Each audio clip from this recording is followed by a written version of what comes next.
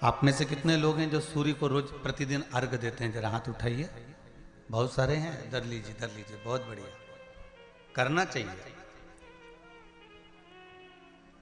ये जो आज के समय में दुनिया के लोगों को जो ये बीमारियां हो रही हैं ना, कि हृदय गति रुक जाती है, कहीं अटैक आ जाता है, कहीं हार्ट काम करना बंद कर देता है, कहीं लीवर किडनी में सूजन आने लगती है, कहीं लीवर काम करना बंद कर देता है, कहीं किडनी काम करना बंद कर देती है, कहीं डायलिसिस चालू हो जाता है, कहीं बाईपास करवाना पड़ जाता है, कहीं नसें ब्लॉक होने लगती हैं, डॉक्टर ने कह दिया बाईपास कराओ।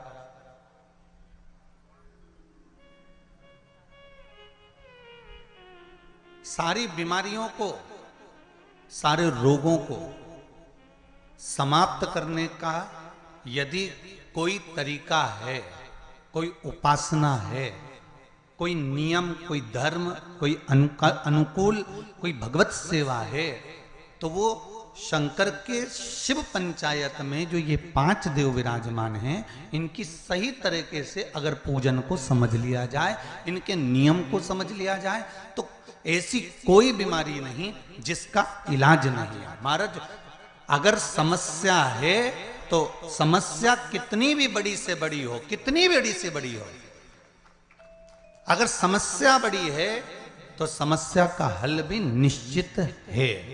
अगर कोई रोग आया है तो उसकी दवाई है।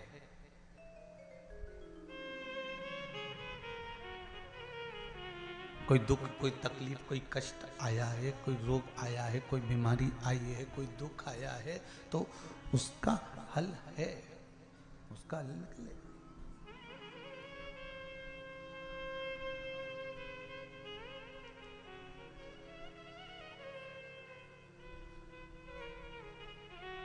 शिव पंचायत को हमें समझना है।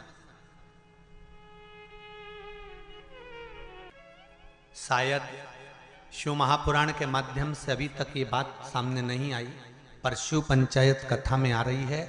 जितने आस्था चैनल पर कथा सुन रहे हो, जितने फेसबुक और यूट्यूब पर सुन रहे हो, और जितने इस छत्तीसगढ़ की पावन धरा पर बैठकर सुन रहे हो, बहुत सावधानी से सुनना। एक प्रश्न हमारे भीतर खड़ा होता है।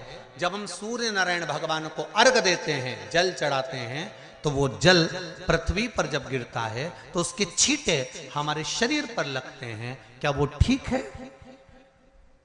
क्या वो श्रेष्ठ है? तो शिव महापुराण की कथा कहती है, जब हम सूर्य को अर्घ देते हैं, सूर्य को जल चढ़ाते हैं, वो पानी जब पृथ्वी पर गिरता है, उसके छींटे हमारे शरीर पर लगते हैं, तो वो श्रेष्ठता का भाव निर्मित करते हैं। वो गलत नहीं हो सकता। कारण अब वो भी समझ लीजिए।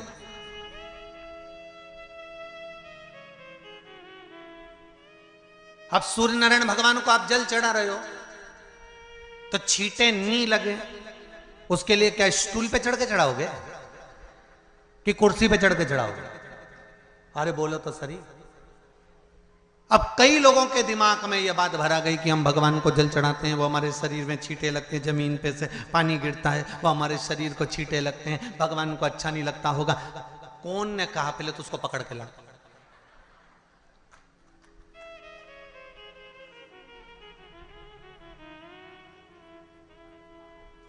क्योंकि मेरे राम जी महाराज, मेरे भगवान कृष्ण, बड़े बड़े संत, साधु, सन्यासी, तपस्वी, साधक, उपासक जितने भी हुए, जिन्होंने सूर्य की आराधना करी, इन्होंने टेबल पे चढ़कर या कुर्सी पे चढ़कर जल नहीं चढ़ाया। इन्होंने पृथ्वी पर खड़े होकर ही, क्योंकि पृथ्वी तत्व के देव हैं शिव। जब हम मृत्यु लोक पर खड़े होकर, पृथ्वी पर खड़े होकर भगवान शंकर का भाग पृथ्वी तत्व को धारण कर कर जल को हाथ में लेकर जब समर्पित करते हैं, और जो जल नीचे गिरता है वो शरीर पर अगर लगता है तो हमको उसका आशीर्वाद ही प्राप्त होता है, दोष नहीं लगता। पर लोगों ने इसको विपरीत कर दिया। कि कौन ने विपरीत करा? कई लोगों ने इसको विपरीत कर दिया। कौन ने विपरीत करा? तो जो दूसरे धर्म के लोग होते हैं, जिनको हिंदू धर्म से नफरत होती है, और जो हिंदू धर्म की पूजन सेवा अर्चना को समाप्त करना चाहते हैं, वो धीरे धीरे धीरे धीरे कहने लगे कि सूर्य को जल चढ़ाओगे तो शरीर में लगेगा, शरीर में लगेगा तो दोष लगेगा। इसको कह कहकर घर घर में सूर्य को जल चढ़ाना लोगों ने बंद कर दिया कि आप जल चढ़ाएंगे तो दोष लगेगा, शरीर पे छींटा लगेगा, शरीर को ऐसा लगेगा। ये दोष नहीं है। कितनी सुंदर बात है महाराज। सूर्य नारायण भगवान को जब जल चढ़ाया जाता है, हाथ सिर से 8 इंच की दूरी पर होना चाहिए। जम के बोलिए, सिर से कितना ऊंचा होना चाहिए? 8 इंच ऊपर अपना हाथ होना चाहिए मस्तक से सूर्य को जल चढ़ाते समय।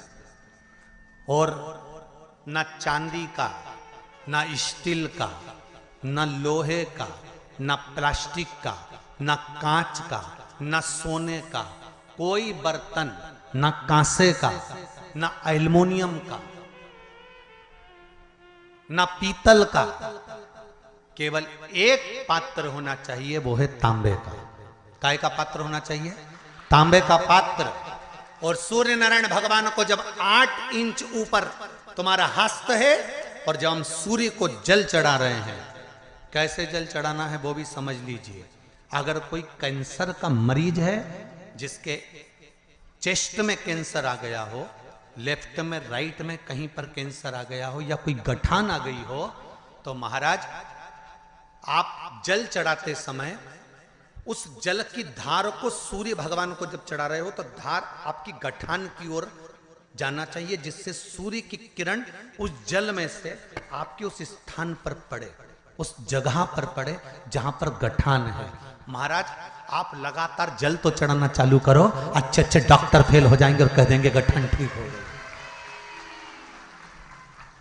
आपका लीवर और किडनी गड़बड़ कर रहा है, आप प्रतिदिन आपका स्वास्थ्य गड़बड़ रहता है, आप प्रतिदिन ये ज्योतिष शास्त्र के अंतर्गत, रत्न शास्त्र के अंतर्गत, ये रत्न शास्त्र, ज्योतिष शास्त्र, रंग शास्त्र जो हमारे यहाँ है, रंगों के हिसाब से ये जितने रत्न होते हैं, माणिक हुआ, सोन मोती हुआ, नीलम हुआ, मूंगा हुआ, पुखराज हुआ, ये क्यों कहते हैं ये पीला है, ये सफेद है, ये नीला है, ये लाल है, इसको शरीर में क्यों पहनाते हैं? उसका कारण होता है कि जब शरीर में पहनते हैं, सूर्य की किरण उसमें पड़ती है, हमारे शरीर पर वो कलर का इफेक्ट पड़ता है, उस कलर को शरीर पर लगता है, और शरीर पर लगता है तो हमारा शरीर धीरे धीरे, हमारी जो इंद्रियां हैं वो सही होने लगती हैं, काम सही होने लगता है। तो आप कहते हो ना, सब मैं कौन सा नक पहनूं, मैं कौन सा मोती पहनूं, मैं कौन सा पुखराज पहनूं, मैं कौन सा नीलम पहनूं, वो ज्योतिष शास्त्र के अंतर्गत, रत्न शास्त्र के अंतर्गत जितने रत्न हम पहनते हैं, ये केवल उस किरण के लिए ही तो पहनते हैं कि जो सूर्य की किरण मिले, उस किरण का प्रभाव हमारे शरीर पर पड़े। तो इन सबसे अच्छा है कि सुबह शंकर भगवान का नाम लो, तांबा का लोटा में जल भरो, 8 इंच ऊपर सिर से हाथ होना चाहिए, और सूर्य नारायण भगवान का दर्शन साधारण नहीं, जो जल तुम चढ़ा रहे हो, वो जल की जो धार आ रही है, उसमें सूर्य का दर्शन होना चाहिए, तो कैंसर की बीमारी कभी नहीं हो सकती। लीवर, किडनी, हार्ट, आपके हार्ट में अगर तकलीफ है, डॉक्टर ने कह दिया कि इसमें नस चोक है, आपको कहीं ना कहीं छल्ला डलेगा, आपको कह दिया इसमें कुछ ना कुछ प्रॉब्लम आ रही है, आप सूर्य को अर्घ देना चालू कर दो, सूर्य को जल चढ़ाना चालू कर दीजिए। आप सूर्य को जल चढ़ाओ, वो जल की जो तरंग आ रही है, वो जल जो निकल कर जा रहा है, उसकी जो किरण आपके हृदय पर, आपकी छाती पर पड़ रही है, नाड़ियों में पड़ रही है, नसों में पड़ रही है, उसका बल देखो तो शरीर 1 महीना लगातार चढ़ाओ तो 15 दिन 20 दिन कर तो देखो। क्यों राम जी महाराज जल चढ़ाते थे? क्यों भगवान कृष्ण जल चढ़ाते थे सूर्य को? क्यों दशरथ जी महाराज जल चढ़ाते थे? क्यों कश्यप ऋषि जल चढ़ाते थे सूर्य को? सारे 33 कोटि देवता, सारे ऋषिवर, साधु संत सन्यासी तपस्वी साधक उपासक सब भगवान सूर्य को अर्घ दिया करते थे। क्यों देते थे? किस लिए?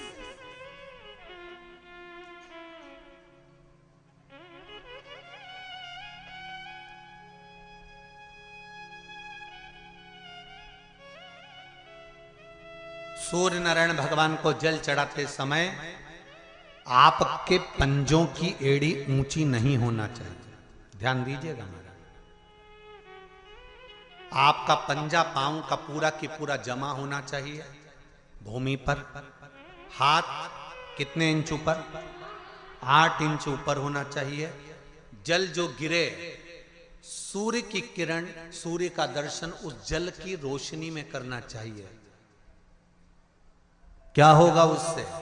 जिस बच्चे को आंख में चश्मा लगा हो, मोटे से मोटा चश्मा लगा हो, छूट नहीं रहा हो, तो थोड़े दिन उसको सूर्य का अर्घ चढ़वाना चालू कर दो और जल में से सूर्य का दर्शन कराना चालू कर दो। सूर्य का दर्शन जल में से 2 महीना 2.5 महीना बहुत है। आंख की रोशनी बढ़ जाएगी, चश्मा हट जाएगा। आप कर कर देखिए। अब एक प्रश्न और खड़ा होता सूर्य को अर्घ देने का। गुरुजी, पंचदेव पंचायत में सूर्य नारायण भगवान शंकर की पंचायत में हैं।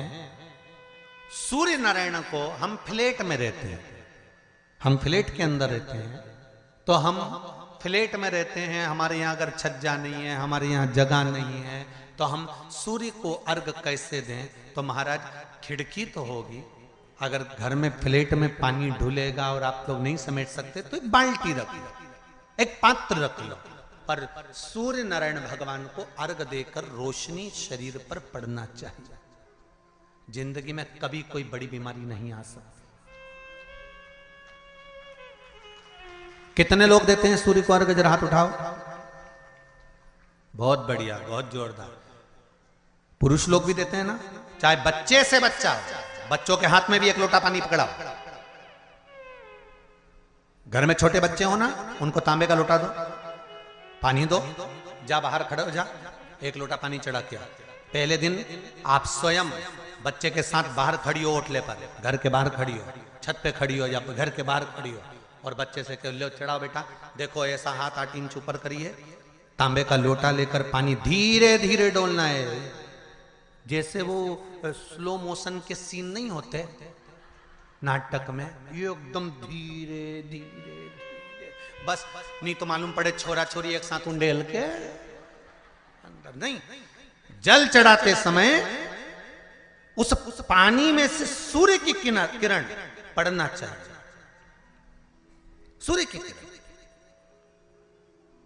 एक बात और कहना चाहूंगा, अगर आप लोग स्वीकार करेंगे तो, अगर कहीं आपको लगता हो कि बच्चा पढ़ने में कमजोर है, विद्या में कमजोर है, रिजल्ट अच्छा नहीं आ रहा, पढ़ने में कमजोर है, वो पढ़े, अपनी जगह पढ़े, वो कार्य करे, अपनी जगह करे, मेहनत करे, अपनी जगह करे। बच्चों को कह दो कि कुछ समय के लिए सूर्य को अर्घ देना चालू कर। सूर्य की किरण, जहां पर ब्राह्मण या हिंदू धर्म का व्यक्ति मस्तक पर तिलक लगाता है, भुकुटियों के बीच में उस सूर्य की किरण इस भुकुटी के बीच पड़ना चाहिए। परंतु पानी कम से कम ना करते हुए स्लो मोशन में धीरे धीरे गिरना चाहिए, एकदम धीरे धीरे। तो यहां एक रेखा सूर्य की किरण से पड़ती है। चंद्रदेव का लड़का था, देखो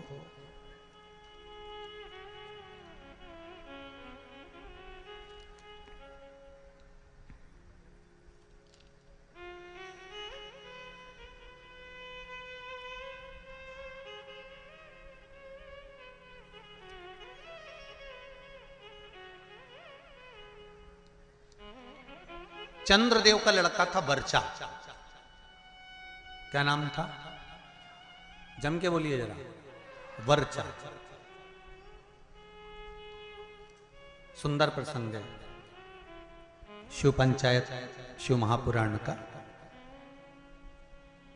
जब संसार के हित के लिए, संपूर्ण विश्व कल्याण के लिए ब्रह्मा जी ने 33 कोटि देवताओं को बुलाया, और बुलाकर ब्रह्मदेव ने कहा कि हे देवताओं, मृत्यु लोक में द्वापर में भगवान कृष्ण, भगवान विष्णु कृष्ण के रूप में अवतरित होने जा रहे हैं। सारे देवता अपने अपने पुत्रों के साथ में अपनी अपनी पुत्रियों के साथ में, पुत्र वधुओं के साथ में, धर्म पत्नियों के साथ में 33 कोटि देवता द्वापर में रूप रख रख कर आप भी जन्म लो, आप भी प्रकट हो, क्योंकि भगवान कृष्ण सारे देवता जाने लगे, पर चंद्रदेव ने मना कर दिया। चंद्रदेव बोले कि मैं तो चले जाऊंगा, मना नहीं है, अगर आप कहते हो तो मैं चले जाऊंगा, मैं जाकर रूप रख लूंगा और भगवान कृष्ण की सेवा में लग जाऊंगा, पर मेरा बेटा वर्चा,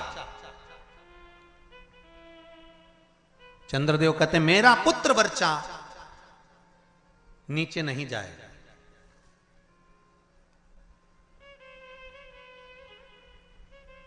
खूब समझाया देवताओं ने। देखिए, जब 33 कोटि देवता जा रहे हैं तो आप अपने पुत्र को क्यों नहीं भेजते?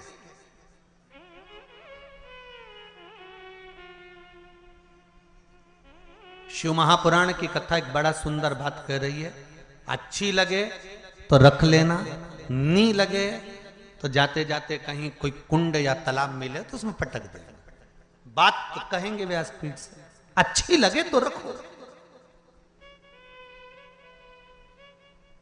देवता कह रहे हैं चंद्रदेव वर्चा को, आपके पुत्र को आप मृत्युलोक में भेजो, जनहित के कल्याण के लिए।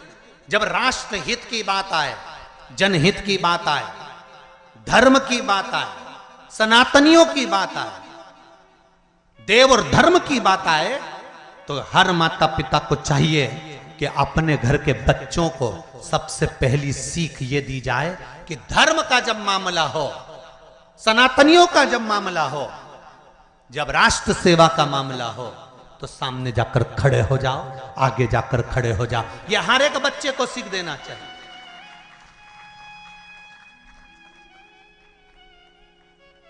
पर हम अपने बच्चों को सीख देते हैं, कहां जा रहा है? अरे मम्मी, और देखो जरा, भगवान के मंदिर में अनुष्ठान चल रहा है, साहू परिवार शिव महापुराण की कथा करवा रहा है, गांव में कथा हो रही है, गांव के अंतर्गत कार्यक्रम चल रहा है, संपूर्ण गांव का कार्य है, तुझे क्या करना जाकर? वो तो उनका काम है ना, चुप बैठ।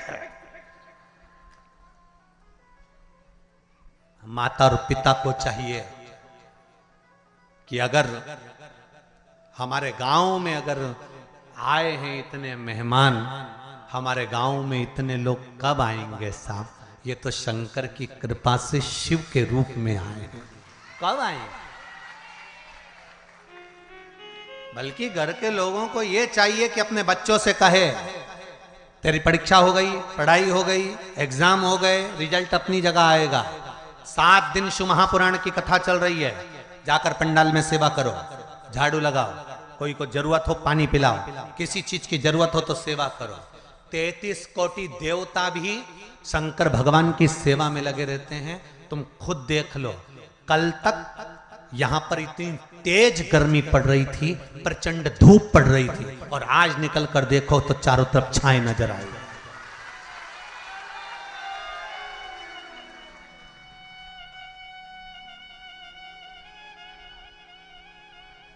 कार्यकर्ता कह रहे थे, गुरुजी इतनी गर्मी, इतनी गर्मी, इतनी गर्मी, इतनी गर्मी कि कपड़े तक पसीने में नहा रहे हैं। अब बोलो, गर्मी किस किस को लग रही है आज? जम के तो बोलो जरा, लग रही कहीं? सूर्य नारायण भगवान को भी शंकर जी ने कह दिया, जरा छाता लगा ले थोड़ी देर के लिए, 3 घंटा कथा चल रही है। ये शिव कृपा। और पूरे पंडाल में 2 बजे कथा चालू हुई है, और 2 बजे से लेकर अभी जो भी टाइम हो 4:30 बजने वाली है, और उतनी देर में तुम देख लो पूरी जगह छांव ऐसी, सब दूर धूप पड़ रही है, और यहाँ पूरे पंडाल के आसपास ऐसा लग रहा है जैसे भगवान खुद हवा कर रहा, खुद कृपा कर रहा। तो ये शिव कृपा नहीं तो और क्या है? शिव दया नहीं तो और क्या?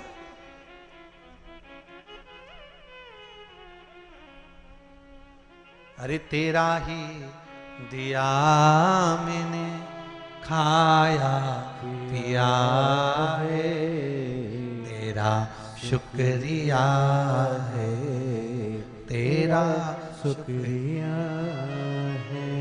मुझे भोले बाबा ने बहुत दे दिया है, तेरा शुक्रिया है, तेरा शुक्रिया है। जब धर्म हित की बात आए, सनातनियों की बात आए, देव और देवताओं की बात आए, तब हमारे बच्चों को हमें सीख देना है कि आगे बढ़ जा। पर चंद्रदेव ने अपने पुत्र वर्चा को कहा यह नहीं जाएगा, द्वापर में मृत्यु लोक में भगवान नारायण के साथ में कार्य करने के लिए नहीं जाएगा।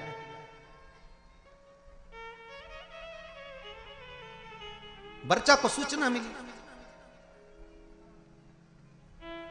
वर्चा को खबर मिली। कई लोगों के मन में एक प्रश्न आता है, भगवान कृष्ण पांडवों के साथ थे, बोलो तो थे ना? भगवान कृष्ण अगर पांडवों के साथ थे, भगवान कृष्ण को मालूम था अभिमन्यु चक्रव्यूह में फंस चुका है, भगवान कृष्ण चाहते सुदर्शन उठा के अभिमन्यु को बचा सकते थे। भगवान कृष्ण चाहते तो अभिमन्यु की रक्षा कर सकते थे, भगवान कृष्ण चाहते तो अभिमन्यु को बचा सकते थे, अभिमन्यु की रक्षा कर सकते थे। जब अर्जुन, नकुल, सहदेव, भीम, युधिष्ठिर, ये पांचों की रक्षा मेरे कृष्ण ने हर घड़ी, हर पल, हर क्षण करी, तो सुभद्रा का पुत्र है अभिमन्यु।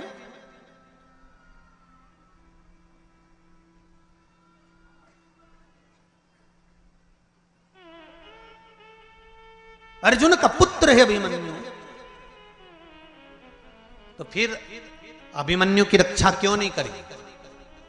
क्या भगवान कृष्ण को नहीं मालूम था कि ये मरने वाला है?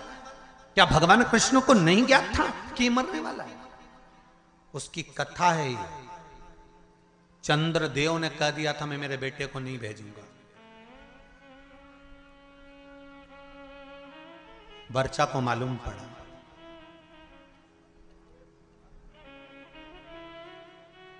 और वर्चा को मालूम पड़ा कि मेरे पिता चंद्रदेव ने मना कर दिया है जनहित के कार्य के लिए, देवहित के कार्य के लिए। क्यों? क्योंकि पुत्र का मोह नहीं छूट रहा, पुत्र आसक्ति नहीं छूट रही।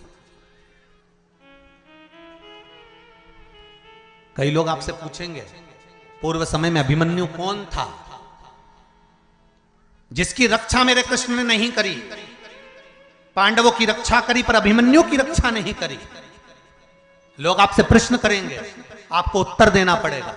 घर के छोटे बच्चे पूछेंगे मम्मी चक्रव्यूह में अभिमन्यु पड़ा था, महाभारत देखकर कहेंगे जब भगवान कृष्ण पांडवों के साथ थे तो अभिमन्यु की रक्षा क्यों नहीं करी? तो आपको बताना पड़ेगा कि अभिमन्यु पूर्व समय में चंद्र का पुत्र वर्चा था और इसकी रक्षा क्यों नहीं करी, वो भी कथा वर्णन कर रही है। ये शिव पंचायत, शिव महापुराण में चरित्र आता है हमारा। अभिमन्यु का पूर्व का नाम था वर्चा, चंद्र का पुत्र।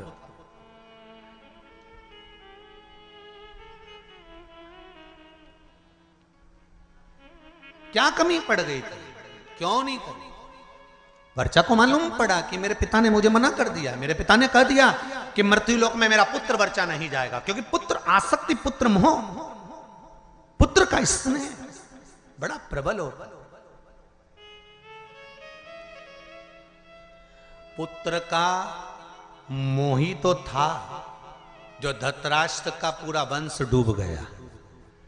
अगर पुत्र मोह में धृतराष्ट्र नहीं पड़ता ना तो बच जाता पूरा परिवार, पूरा परिवार बच जाता। पर माताओं और भाई जितने लोग कथा सुन रहे हैं, आपसे निवेदन है इतना पुत्र मोह मत पालना कि तुम्हारी औलाद ही तुमको नष्ट कर दे, तुम्हें बर्बाद कर दे। ऐसा पुत्र मोह मत पालना।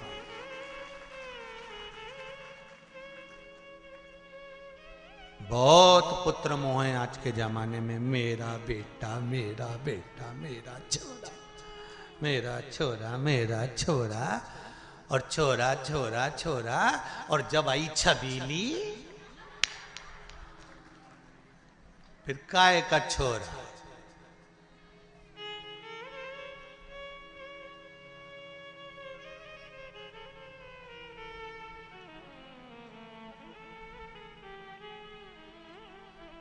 फिर तो छोरा छबीली के नेन पे चले। छबीली एक बार घूर के देख लेनी,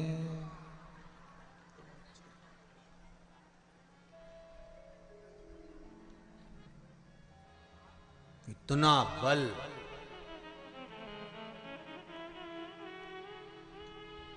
इतनी बार घर से निकलता था, कभी मम्मी से कहकर नहीं जाता था कि मैं यहाँ जा रहा हूं। जिस दिन से शादी हुई घरवाड़ी के 50,000 के जाना पड़ता है कि मैं यहाँ जा रहा हूं। अब तुम सोच लो कितना बदलाव आया ब्याह के बाद, शादी के बाद। पहले जाता था तो मम्मी से कहकर नहीं जाता था कि मैं यहाँ जा रहा हूं, मैं आ रहा हूं, मैं ये करने जा रहा हूं। अब शादी होने के बाद अगर घर से जाता है ना तो पहले उसको बताना पड़ता है, नहीं तो 50,000 फोन लगा के पूछ लेती है कहाँ हो। बस इतना बोला ना तो बापड़ा का पसीने की बूंद छा गई। अब भी आया 20 मिनट में, बस पहुंच ही दिया हूं। आ रहे हो, वो वाला हाल है ना। एक पत्नी ने पति से कहा कपड़े पड़े हैं बाथरूम में,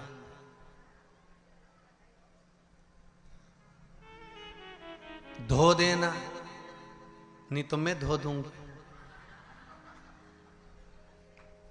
अब समझदार पति था, समझ गया अगर कपड़े नहीं धोए तो ये अपने को, मतलब एक ही लाइन बोली उसने जगदम्बा ने, बाथरूम में कपड़े पड़े हैं धो देना, नहीं तो मैं धो दूंगी। अब उतने में समझदार पति समझ गया कि अपन को धोना जरूरी है, नहीं तो ये अपने को धो देगा। तो बेचारा नहाया बाद में, पहले वाने कपड़े ही धोया क्योंकि उसको मालूम था नहीं तो अपने धो देगी दारू। तो ये निवेदन है आप सबसे। बच्चों को वर्चा ने कहा अपने पिता चंद्र से कि आप पुत्र मोह में पड़े हो, पुत्र मोह की आसक्ति है आप।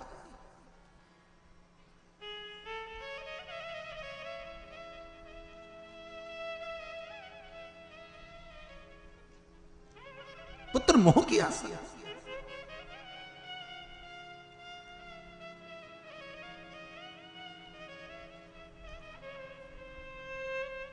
बेटा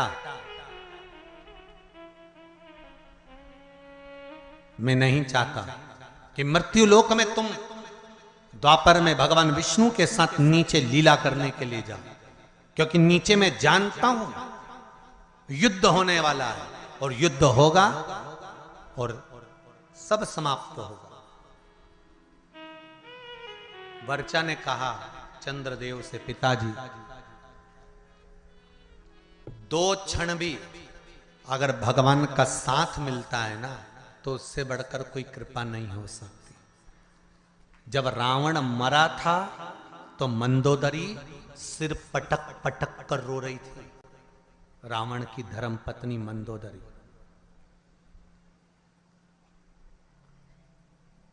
तो भगवान राम ने मंदोदरी से जाकर कहा, मंदोदरी तुम राजमाता हो, मंदोदरी तुम लंका की राजमाता हो, तुम रानी हो लंका की, पति के लिए वियोग कर रही हो,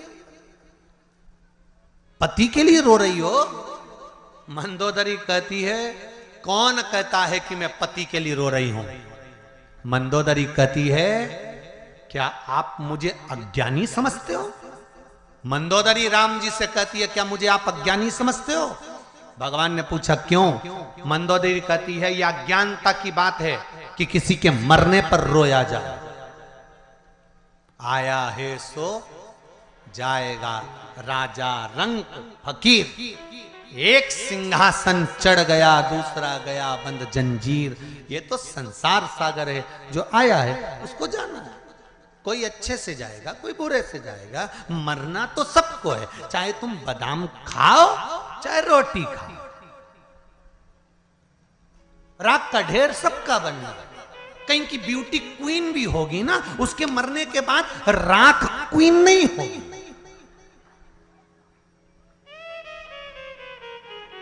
कहीं का बोल्ड भी होगा ना, बॉडी शॉडी बनाकर रखा होगा, खूब ढल्ले सल्ले बनाकर रखा होगा, खूब जोरदार बॉडी शॉडी बनाकर रखा होगा, खूब जोरदार उसने शरीर बनाकर रखा होगा, तो मरेगा तो भी राख का ढेर होगा। वो राख के ढेर में बॉडी नजर नहीं आएगी। और 4 घंटे तुम अगर मेकअप भी करोगे ना, तो मरने के बाद मेकअप ढेर में नहीं दिखाएगा।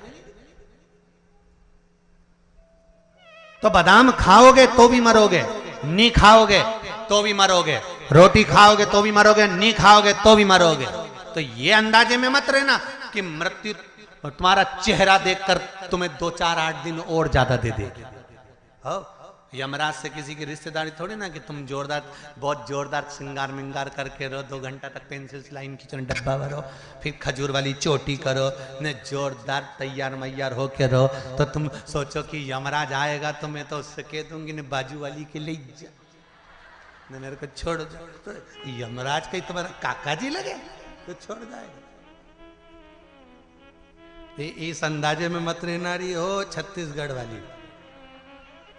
सुन लो ओ बमलेश्वरियों देवियों, अच्छे से सुन लेना, इस अंदाजे में मत रहना। तो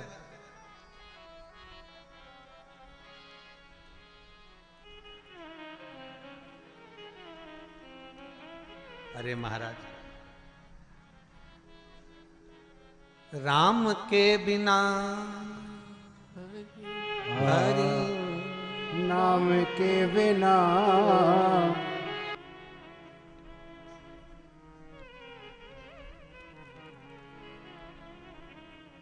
इस फूल को आप देखकर समझ जाते हैं कि इसको मुझे जूड़े में सजाना है, कि इसको मुझे परमात्मा को चढ़ाना है। ये फूल, ये पुष्प जो बगीचे में लगाया गया है, जो बगीचे में निर्मित हुआ है, प्रकट हुआ है, उगाया गया है, इसको कैसे संजोना है, इसको कैसे कहाँ लेकर जाना है, इस पुष्प को कहाँ तक पहुंचाना है। उसी तरह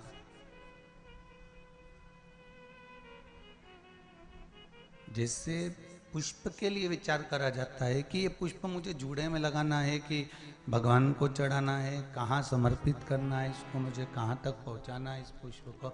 उसी तरह यहाँ शिव महापुराण की कथा भी कहती है कि परमात्मा ने अपने बगीचे में, इस संसार सागर में हमारा जो जन्म कराया है, हमें जो जन्म दिया है, हम भी उसके बगीचे के एक पुष्प हैं।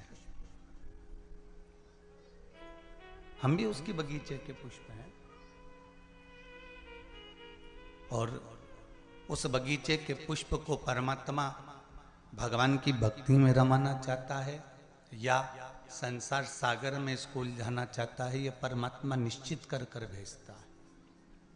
पर कुछ प्रयास आपका, कुछ प्रयास हमारा होना चाहिए।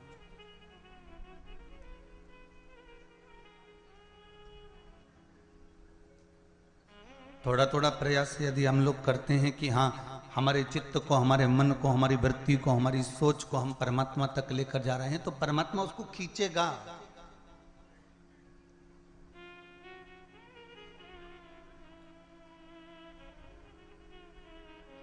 और यदि हमने सोच लिया कि ये परमात्मा को हमको देना ही नहीं है,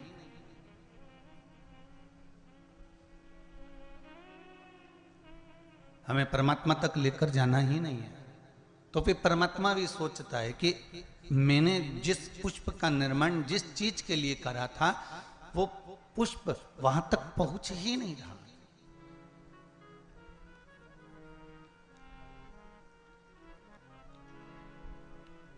शंभु शरणे पड़ी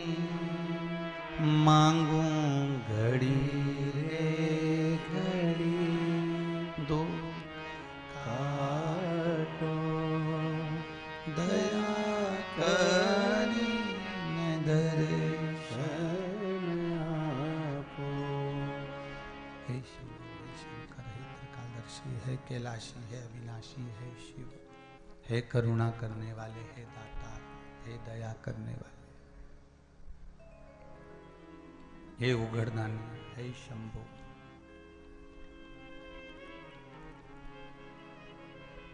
ये जो शरीर मिला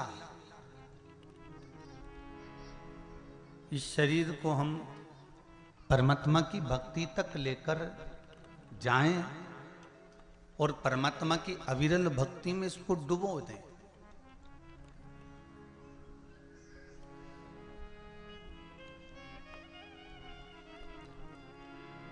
जो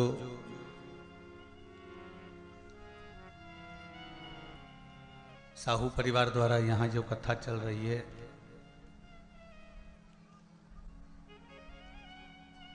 छुरिया के पास में हरकोसा में छत्तीसगढ़ की इस पावन धरा से जो कथा आप श्रवण कर रहे हैं ये शिव पंचायत शिव महापुराण की कथा है।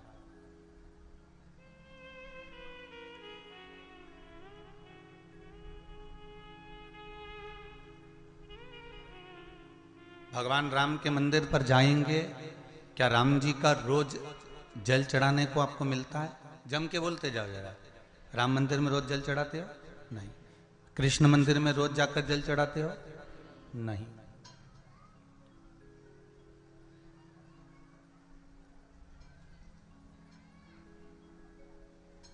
किसी भी देवता के मंदिर में रोज जाकर जल नहीं चढ़ाया जाता है, पर दो इस शिव पंचायत के दो देव ऐसे हैं जिनको रोज जल चढ़ाया जाता है। एक सूर्य नारायण और दूसरे मेरे देवादिदेव महादेव, दोनों पर जल रोज चढ़ता है प्रतिदिन।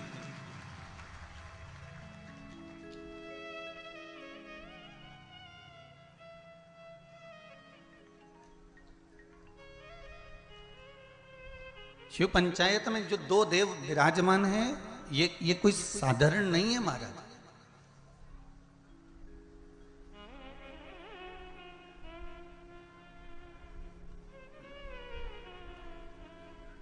इन दोनों देवताओं पर जल जो चढ़ाने का क्रम है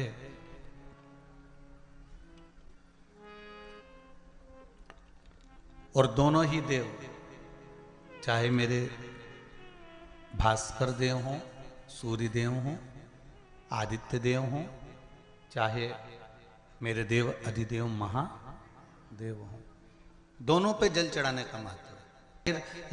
ये कथा शिव पंचायत माँ बमलेश्वरी के पास क्यों हो रही है? क्योंकि पंचायत में, शंकर की पंचायत में 5 देव हैं। पहला विष्णु, दूसरा सूर्य, तीसरा गणेश, चौथी है माँ दुर्गा और 5वें नंबर पर है शंकर। ये 5 देव मिलकर शिव पंचायत बनती है। तो हमने विचार करा कि आखिर ये माँ बमलेश्वरी के पास में ये कथा क्यों हो रही है, डोंगरगढ़ के पास में ये कथा क्यों हो रही है, डोंगरगढ़ बमलेश्वरी से 25 किलोमीटर दूरी पर ये कथा क्यों हो रही है। तो समझ में ये आया कि माँ बमलेश्वरी दुर्गा भवानी इस कथा को इसलिए करवा रही है क्योंकि शिव पंचायत में 5 देवताओं में आद्य शक्ति बमलेश्वरी ही मूल रूप से विराजमान है। नहीं तो शिव पंचायत तो अभी चाहते तो देपालपुर हो सकती थी या फिर आगे रायसेन में कथा है वहां हो सकती थी। अभी रायसेन में भी कथा है 3 तारीख से, 3 अप्रैल से शायद रायसेन में कथा। वहां पर शिव त्रिपुंड शिव महापुराण की कथा रखी है, त्रिपुंड शिव महापुराण। तो शिव पंचायत शिव महापुराण की कथा वो भी बमलेश्वरी के चरणों में। और सबसे ज्यादा भाग्यशाली तो हमने पहले भी कहा है,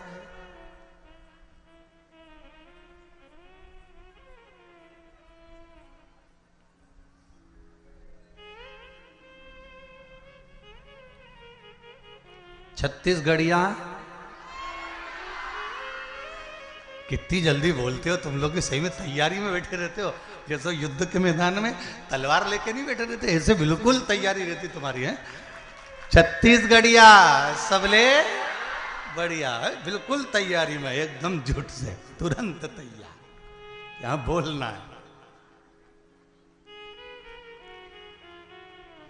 अच्छा, जैसी कथा में तुम लोग आए हो ना, वैसी वैसी तैयारी हमारे साहू परिवार ने भी करी। साहू परिवार से हमने पूछा कि तुम्हारा छोटा सा गांव बताओ कहाँ, डोंगरगढ़ कहाँ, छुरिया, और छुरिया में भी प्रवेश कर कर छोटा सा गांव या हल्को सा। अब इतने से गांव में ना दुकान ना कोई होटल है कि कोई भगत आए तो कहाँ रुके, कहाँ भोजन करे। तो साहू जी बोले गुरुजी चिंता ना करो, हमने पूरी व्यवस्था भोलेनाथ जी की कृपा से कर दी। हमने क्या कर दी है, कहीं अगर रात कोई रुकेगा तो उसकी भोजन की व्यवस्था भी भगवान करेगा। भोलेनाथ जी बैठा तो है। और धन्यवाद दूंगा साहू परिवार को, बहुत बहुत धन्यवाद। बड़े से बड़ा ट्रस्ट, बड़ी से बड़ी समिति कथा करवाती है, तब जाकर इतनी व्यवस्था कर पाती है।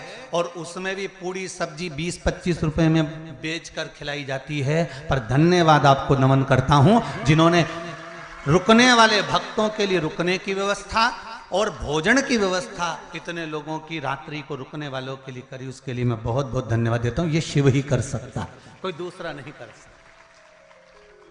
और आज समझ में आ रहा है कि मां कर्माबाई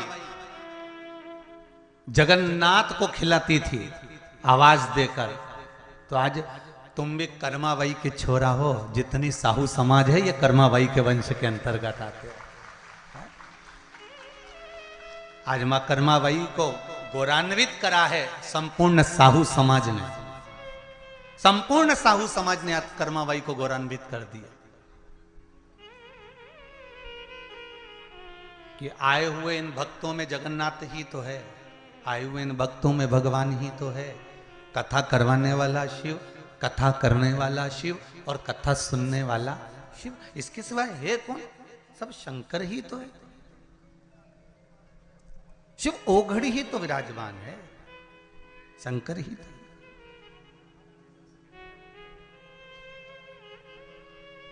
और हम तो महाराज केवल इस पोथी और पुराण को लेकर आते हैं, और जितना है इसमें खजाना भरा हुआ आपको लुटाने का प्रयास करते हैं कि आप इसको लूट लो, आप अपने पास में इसको रख लो, फिर मौका मिले ना मिले इसको संजो लो, इसको रखिए। इसलिए कहते हैं ना, राम नाम के महाराज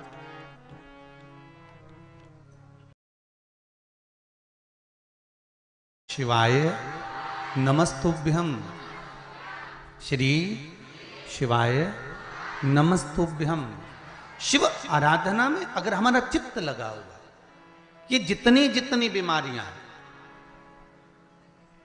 फिर निवेदन करूंगा छत्तीसगढ़ की इस पावन धरा से, चाहे हार्ट से जुड़ी हो, चाहे लीवर से जुड़ी हो, चाहे किडनी से जुड़ी हो, चाहे बड़े से बड़ी, यहां तक शरीर में अगर गांठ भी पड़ी हुई है, तो इन शिव पंचायत के एक एक देवता का पूजन का विधान समझ लीजिएगा।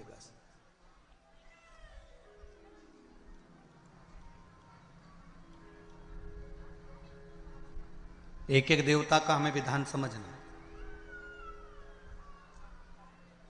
शिव परिवार का मंदिर आपके गांव में भी होगा, है।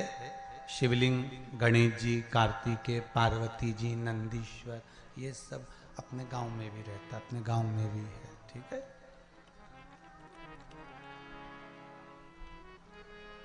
शिव पंचायत बोलते जाओ। 5 कौन कौन? भगवान विष्णु, गणेश जी, दुर्गा भवानी,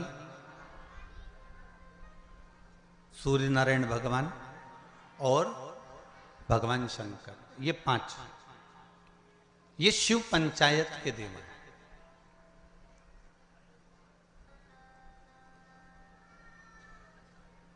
कहते हैं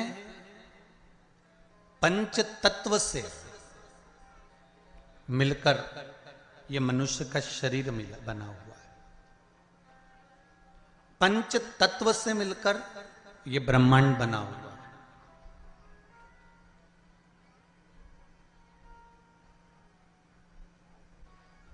पंच तत्व से मिलकर ही शरीर है और पंच तत्व से मिलकर ही ब्रह्मांड। पांच देव, जब हमारा शरीर छूट जाता है, आत्मा चली जाती है, शरीर जब पड़ा रहता है, तब इसको अग्नि में दिया जाता है। अग्नि में देते हैं तो ये 5 भाग अलग अलग इसके चले जाते हैं। पंच तत्व का शरीर।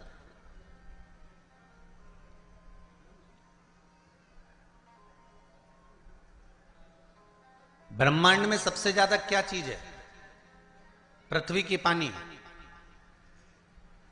अगर आप नेट पर सर्च करेंगे, निकालेंगे, करेंगे, कहीं सुना होगा तो सबसे ज्यादा है जल। शरीर में भी सबसे ज्यादा क्या है? अरे जम के तो बोलो, जल। सबसे ज्यादा जल। पंच तत्व के 5 देव शिव पंचायत में है। पहले नंबर पर है गणेश, जो जल के देव हैं। काय के देव हैं? जल के। शरीर में भी अगर जल है तो उसके देव श्री गणेश जी महाराज हैं, और मृत्यु लोक में भी अगर जल है तो उसके देव श्री गणेश जी महाराज।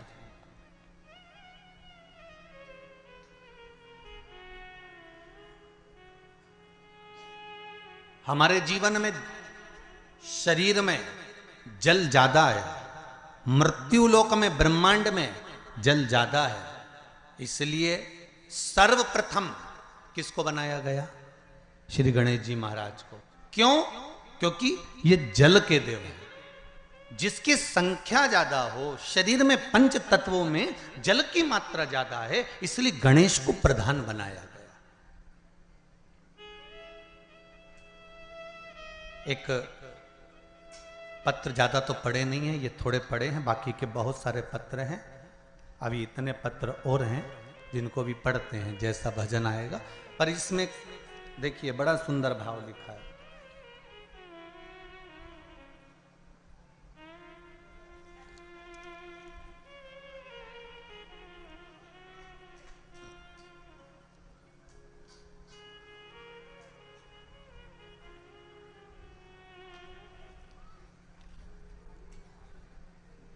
रानू गोस्वामी पाटन, जिला दुर्ग से हैं। कहीं हैं? आप ही हैं? जरा दोनों हाथ हिला दो एक बार। हर हर महादेव। दीदी आपने पत्र लिखा है, रानू गोस्वामी पाटन, जिला दुर्ग से।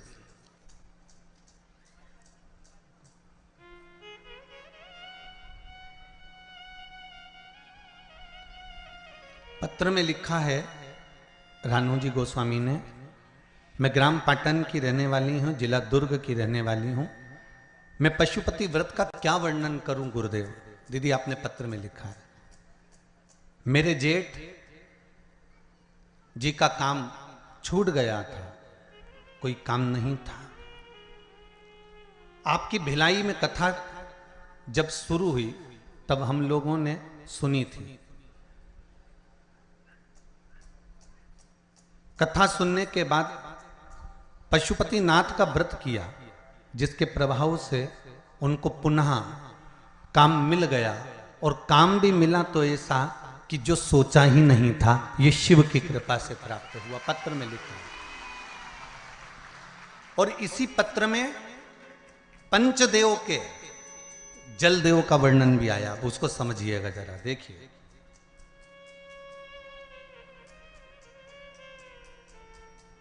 गुरुदेव,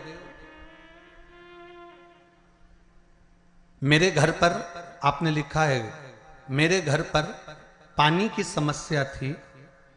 आस्था चैनल पर भी पत्र पढ़ाया जा रहा है, जिससे कई लोगों को लगे कि कहीं गुरुजी तो पत्र नहीं लिख देते हो, इसलिए आप लोगों को पत्र आस्था चैनल के माध्यम से भी आपको बताया जाता है। गुरुदेव, मेरे घर पर पानी की समस्या थी, जिसके मेरी पुत्री ने व्रत किया था।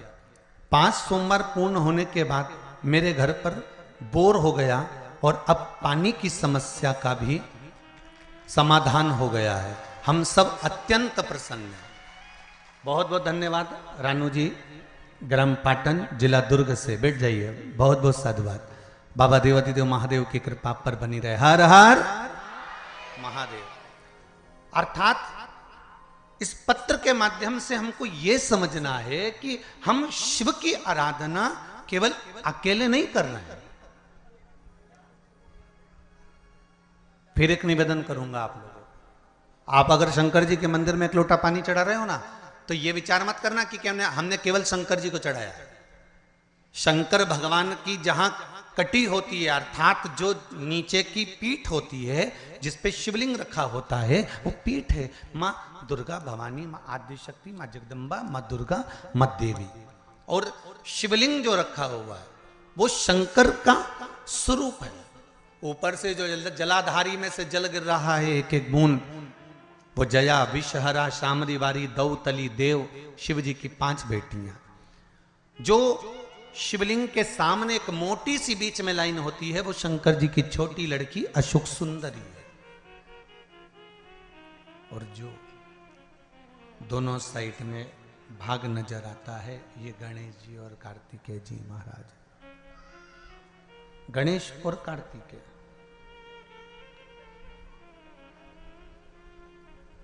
जहां से जल निकलकर बाहर जाता है मंदिर के बाहर की ओर जाता है, वहां और शिवलिंग के पास में 33 कवटी देवताओं का स्थान होता है।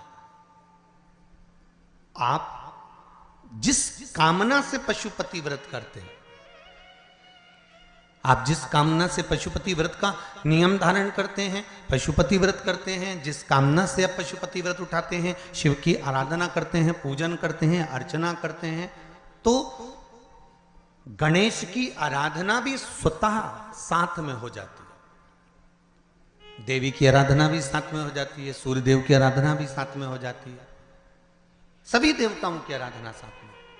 और जब आराधना साथ में होती है तो उसका फल भी हमको प्राप्त होता है।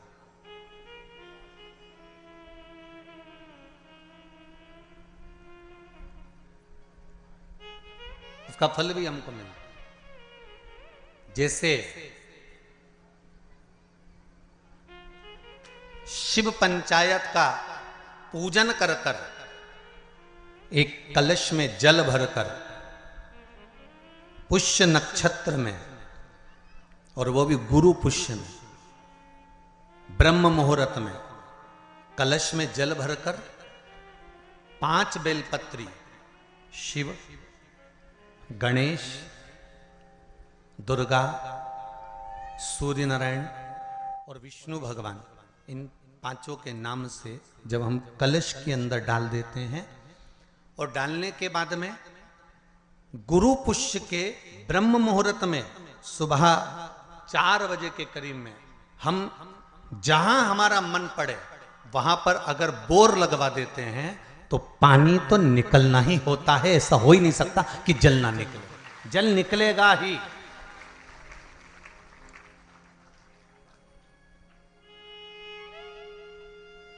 बस जो 5 देव के नाम से अपने 5 बेलपत्री जल के पात्र में रखी, वो कलश जहां बोरिंग हो रहा है उस स्थान पर रखा होना चाहिए। जहां बोरिंग हो रहा है उसके पास में रखा होना चाहिए। कब तक? जब तक वो जल ना निकले, और निकलेगा पर ब्रह्म मुहूर्त में ही, गुरु पुष्य के दिन उसका जल खनन होना चाहिए महाराज। भूमि में से जल के लिए प्रयास होना चाहिए। पंचदेव फिर ध्यान दे लेना। 5 देव कौन से? शिव पंचायत के। क्योंकि देवता होने भी जब यज्ञ के लिए जाते हैं, देवता जब अनुष्ठान के लिए जाते हैं, देवता जब युद्ध के लिए जाते हैं, देवता जब किसी कार्य के लिए जाते हैं, और जब कार्य के लिए पहुंचते हैं, जब देवता कार्य के लिए जा रहे हैं और लगता है कि यह कार्य पूर्ण नहीं होगा, यह कार्य सफल नहीं हो पाएगा, हम जिस कार्य के लिए निकले हैं इस कार्य में कहीं ना कहीं अड़चन उत्पन्न होने वाली होती है, तो सारे देवता उठकर भगवान शंकर के पास जाते हैं और शिव की पंचायत को लगाते हैं। शिव पंचायत में जैसे ही कोई बात सम्मुख में आकर खड़ी हो जाती है, शिव पंचायत में जैसे ही कोई बात सामने लाकर रख दी जाती है, मात्र कुछ ही क्षण में शंकर भगवान की पंचायत उसको समाप्त कर देती है और कार्य सफल कर देती है। शिव पंचायत का बल बड़ा प्रबल है। अब एक बात और ध्यान दीजिए, कई लोगों के मन में आता है गुरुजी शिव परिवार के मंदिर जाता होते हैं तो शिव पंचायत के मंदिर क्यों नहीं बनते? इंदौर में एक मंदिर है, छत्तीसगढ़ में भी एक मंदिर है, उसकी सूचना भी मैं कल उसमें देखेंगे अपने लिंग पुराण के अंतर्गत, तो उसमें निकल जाएगा।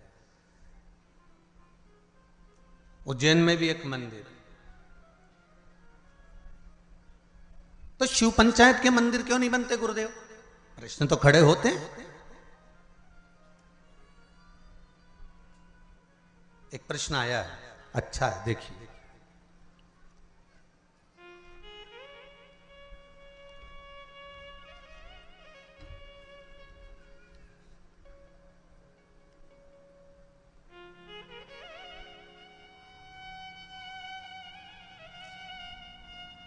पायल चावड़ा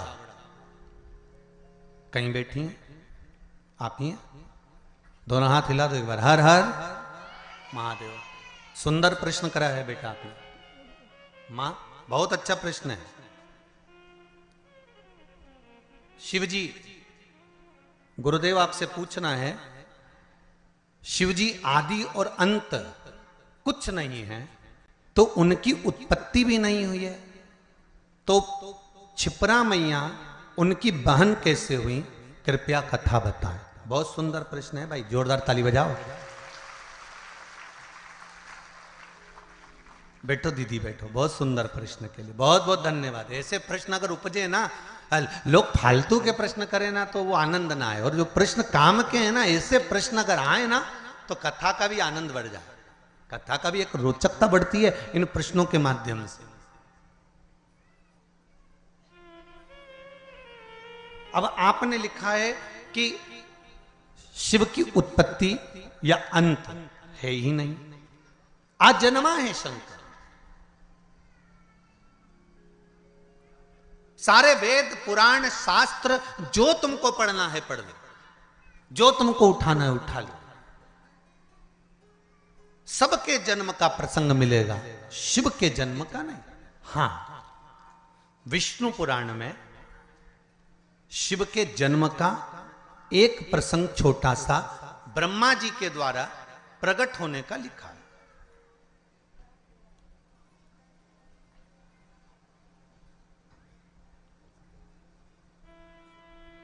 अब एक बात समझने वाली है, आजन्मे शिव हैं तो उनकी बहन कैसे?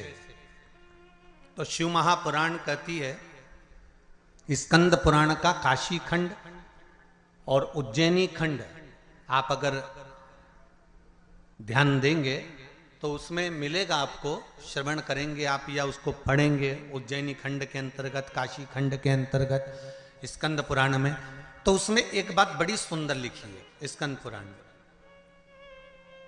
जैसा दीदी ने प्रश्न किया है कि उनकी अंत भी नहीं है तो उनकी उत्पत्ति भी नहीं, तो उनके संबंध कैसे? पर काशी खंड में एक शब्द वेदव्यास जी ने लिख दिया स्कंद पुराण के अंतर्गत। वेदव्यास जी लिखते हैं कि भगवान शिव जितनी लीलाओं को करते हैं ये संपूर्ण ब्रह्मांड के कल्याण के लिए करते हैं, खुद के लिए शिव जी ने कोई लीला नहीं करी। भगवान शंकर ने खुद के लिए कोई लीला नहीं करी। मेरे राघव जी ने जो लीला करी अपने पिता के वचन को निभाने के लिए करी। मेरे भगवान कृष्ण ने जी लीला करी वो अपने माता पिता के अनुकूल करी है। पर मेरे शंकर, मेरे नारायण जो लीला करते हैं वो लीला का क्रम देवताओं के हित के लिए भी होता है। पर मेरे भगवान देवादिदेव महादेव जितनी लीला को करे हैं, मेरे शंकर भगवान ने जो जो धारण करा, जो जो लीला करी, चाहे माता सती को भस्म करवाया हो, चाहे पार्वती के साथ में मंगल विवाह हुआ हो, चाहे गणेश जी महाराज का प्रागट्य हुआ हो, चाहे कार्तिकेय बाबा का प्रागट्य हुआ हो, चाहे जया विषहरा शामली बारी दौतली या अशोक सुंदरी का प्रागट्य हुआ हो, चाहे शिव की जितनी लीलाओं का क्रम आता है, ये शंकर भगवान ने स्वयं के लिए नहीं, शंकर भगवान ने संपूर्ण जनमानस के कल्याण के लिए अर्थात जनमानस को प्रेरणा देने के लिए करी।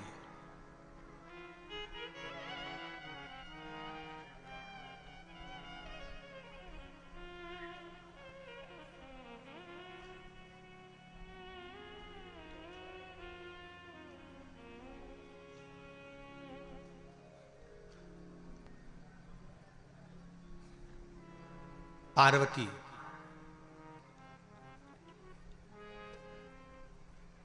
नर्मदा, मां गंगा, क्षिप्रा, सरयू, मंदाकिनी, गोदावरी, कृष्णा, भारत की भूमि की जितनी पवित्र नदियां हैं, भारत की भूमि की जितनी पवित्र नदियों का उद्गम है, भारत की धरा पर जितनी पवित्र नदियां प्रकट हुई हैं, ये कोई संसार सागर में मृत्यु लोक में ऐसे ही प्रकट नहीं हो गई।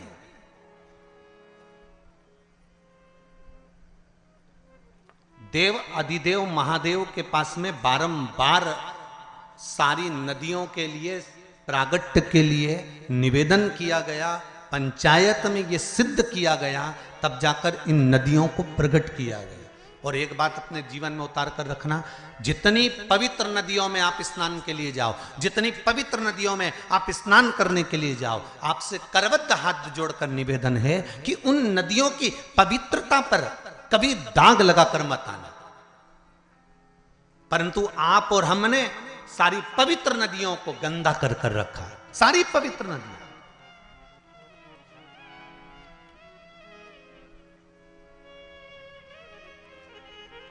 मैं कहूंगा यमुना के घाट पर बसा है दिल्ली।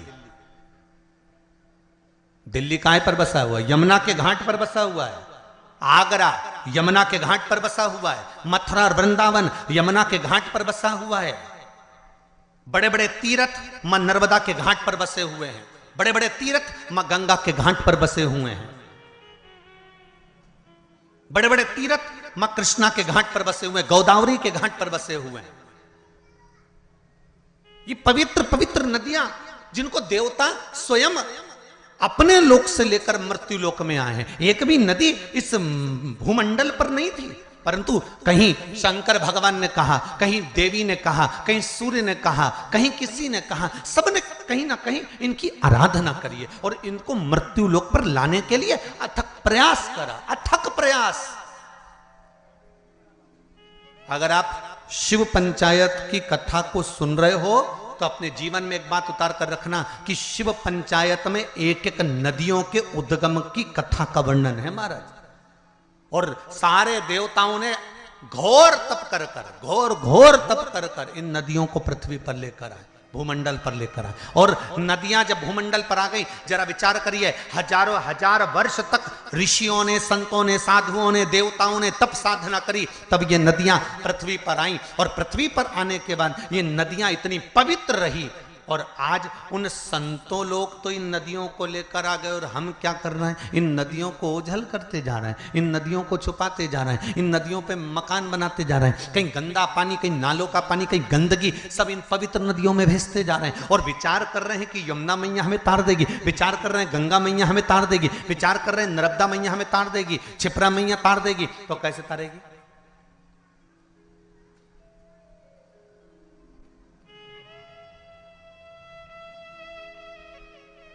आपके जीवन को सुख देने के लिए। मेरे को साहू जी बता रहे थे,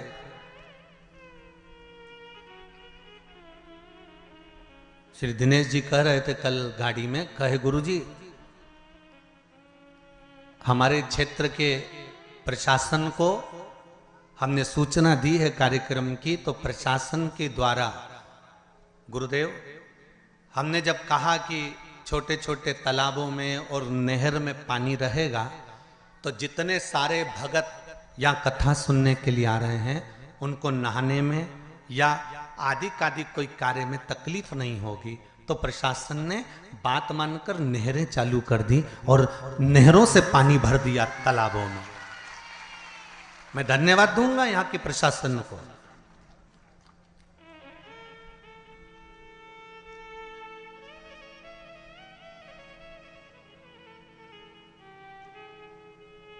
जिन्होंने नहरें चालू कर दी कि भगत लोग, अगर इस छोटे से गांव में जब इतनी बड़ी कथा हो रही है, इतना बड़ा पंडाल लगा हुआ है, इतने जनमानस, और विश्वास नहीं था कि आज पहले दिन इतने जंगल के अंदर गांव, गांव के अंदर गांव, गांव के अंदर गांव।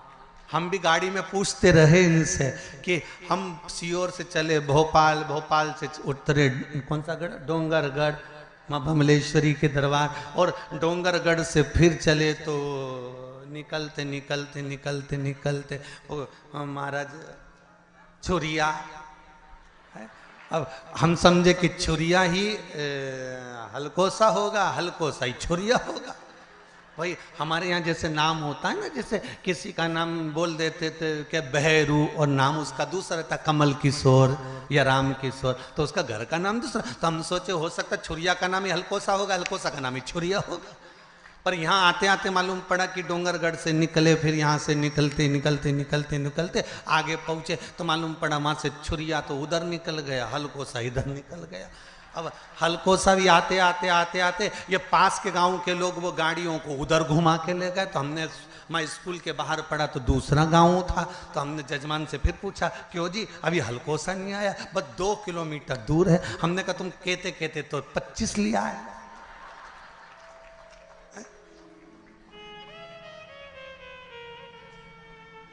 पर साहू जी बहुत बहुत आनंद का विषय यह है कि इस हलकोसा गांव में जिसने छत्तीसगढ़ वालों ने कथा नहीं सुनी वो बाद में पछताएगा, ये पक्का है।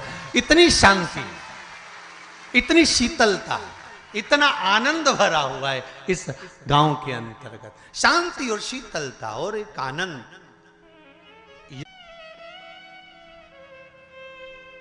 वो सुख है।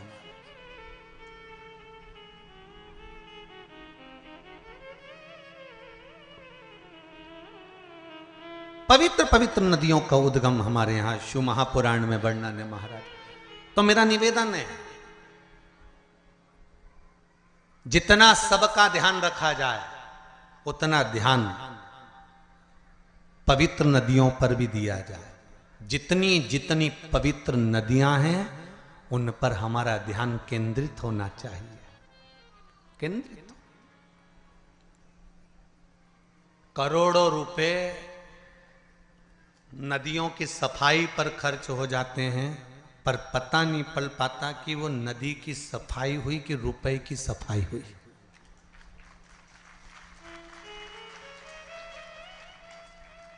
पवित्र नदियां,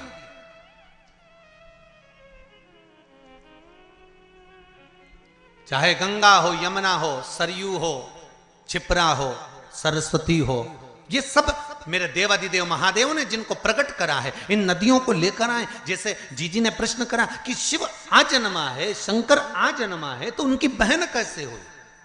शिव महापुराण की कथा कहती है कि भगवान शंकर को एक दूषण नाम के राक्षस का संहार करना था जो ब्राह्मण के बच्चों का रक्त निचोड़कर पी रहा था। तो शिव लीला करने के लिए एक नदी को प्रकट करना चाहते हैं।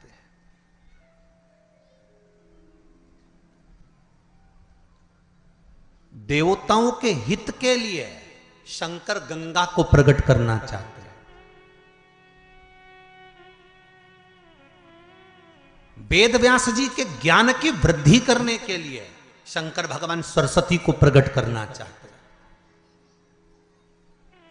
संसार में बहुत गरीब से गरीब भी लोग रहेंगे जो अपने घर में शंकर की मूर्ति अगर रखेंगे तो उनके पास यज्ञ करने का पैसा भी नहीं होगा, हवन करने का धन भी नहीं होगा। इसलिए शंकर भगवान नर्मदा जी को प्रकट कर दिए। कौन सी नदी प्रकट करी? नर्मदा। तो पूछा नर्मदा नदी को प्रकट करने का कारण क्या था? शंकर भगवान से पंचायत में बैठे हुए देवताओं ने, भगवान विष्णु ने, भगवान सूर्य ने, माता जगत जननी दुर्गा भवानी ने, श्री गणेश जी महाराज ने, सबने प्रश्न करा कि भोलेनाथ आपने नर्मदा को क्यों प्रकट करा? तो शंकर भगवान कहते हैं नर्मदा को प्रकट करने का केवल एक कारण है कि नर्मदा का जो कंकर निकलेगा वो शंकर होगा। इसको ना यज्ञ की जरूरत है ना अनुष्ठान की जरूरत है, जिसने ले जाकर बिठा दिया वो वहीं सिद्ध हो जाएगा, वो वहीं सिद्ध हो गया। उसको प्राण प्रतिष्ठा की भी जरूरत नहीं है, वो तो जहां रखा वह सिद्ध है।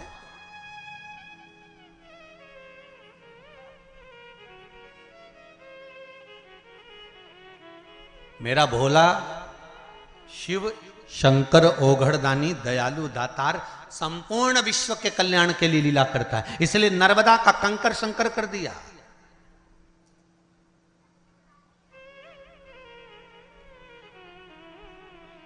और शिव कृपा, शिव दया, शिव करुणा किसको कहते हैं? कि जहां शंकर की कथा होती है, शंकर का स्मरण होता है, शंकर का भजन होता है, वह भूमि भी, कंकर भी शंकर हो जाता है। और कुछ दिन के लिए, 7 दिन के लिए तो हल्कोसा की ये पावन धरा भी, कंकर भी शंकर। एक कंकर शंकर का भी पत्र अच्छा आया, देखिए।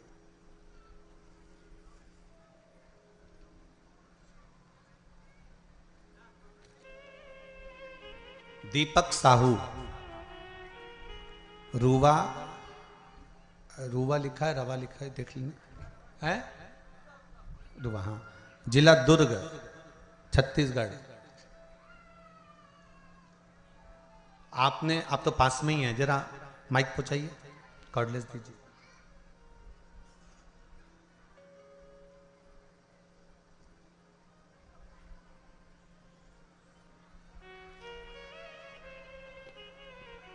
आपने पत्र में लिखा है, गुरुदेव रुद्राक्ष महोत्सव चल रहा था कुबेरेश्वर धाम पर, और रुद्राक्ष महोत्सव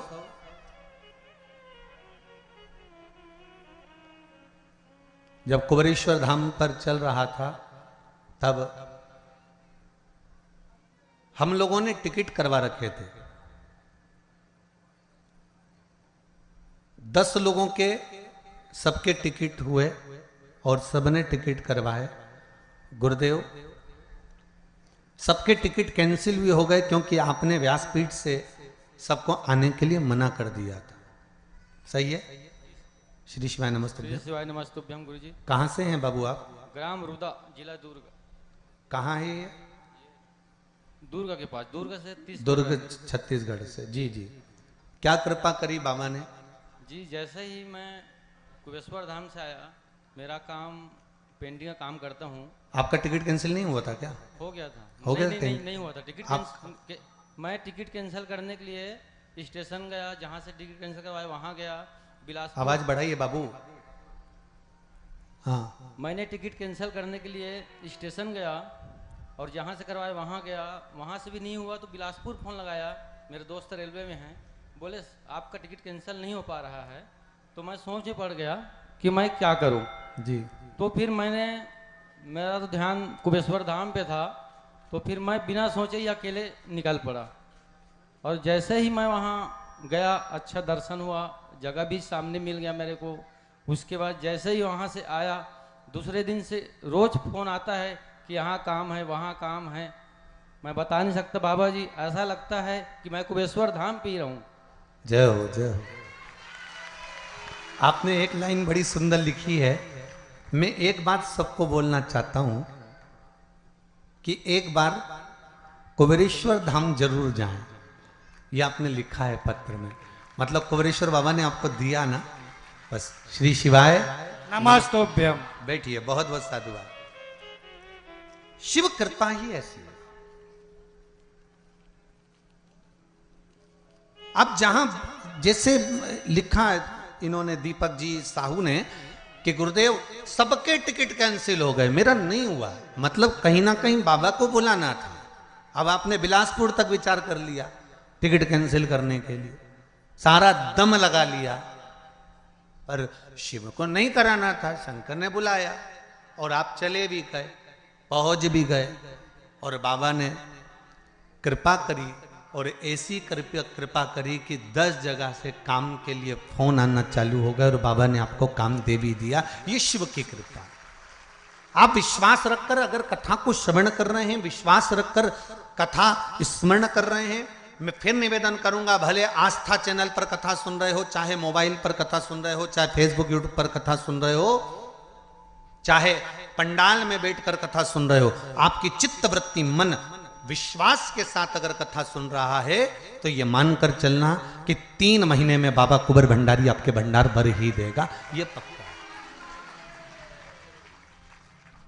अब उससे प्रार्थना तो करो, अब दया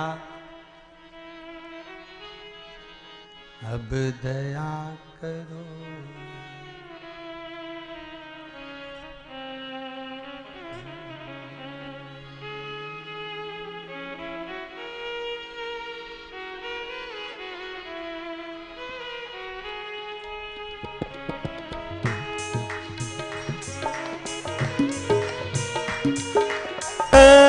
शिव पुराण कह रही है महाराज,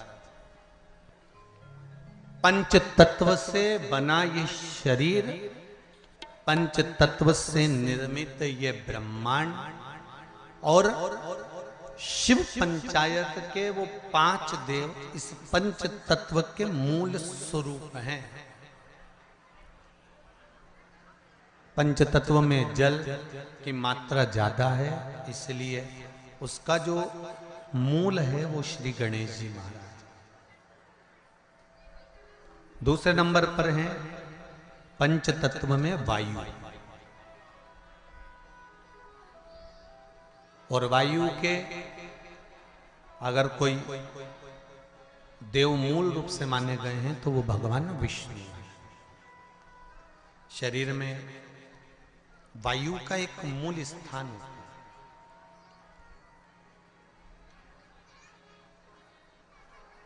जैसे कई लोग कहते हैं गुरुजी आप कहते हो कि कथा सुनना चाहिए, कथा पंडाल में जाना चाहिए या कथा श्रवण करना चाहिए, चाहे चैनल पर सुनो चाहे कहीं पर भी सुनो, पर कथा सुनो।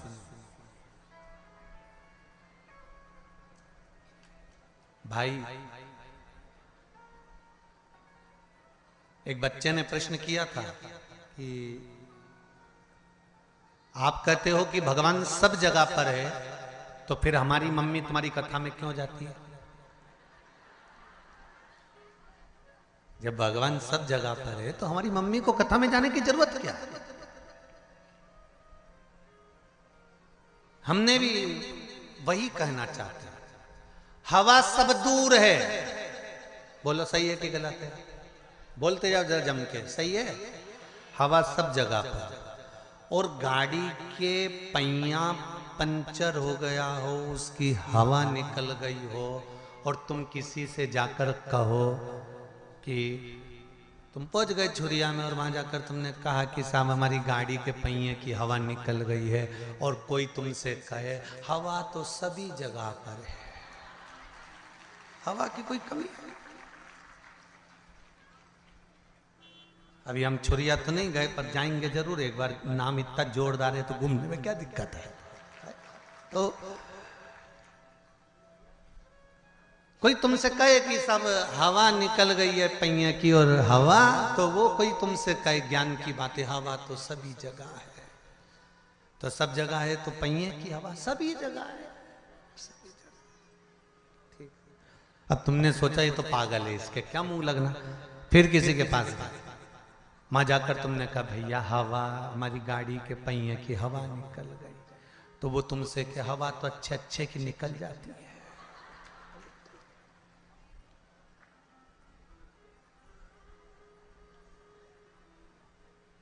फिर तुमने कहा हवा कहाँ मिलेगी? हवा ही तो है, कहाँ नहीं मिलेगी? सब जगह हवा है। मनुष्य में भी हवा भरी हुई है। ओहो, 4-5 जगह गए और हवा कहीं पूछा, फिर कहीं गए, साहब गाड़ी के पहिए की हवा निकल गई, हवा कहाँ मिलेगी? तो कहा फ्री है, सब जगह है, पहिए में हवा डलवाना। फिर कोई ने कहा ये हवा की दुकान है, यहाँ एक मशीन लगी हुई है, उस मशीन से टायर में हवा, जम के बोलो जरा, भरी जाती है। बिना मशीन के टायर में हवा भरा जाएगी क्या? बोलते जाओ जरा दमदारी से। नहीं, उसी तरह मेरा उस बच्चे से निवेदन है जिसने कहा था कि जब भगवान सब जगह पर है तो हमारी मम्मी तुम्हारी कथा में क्यों जाती है, तो उस बच्चे को समझाना चाहूंगा, हवा सब जगह पर है, भगवान कण कण में बैठा हुआ है, और मशीन तो यही लगी हुई है जो भर देती है।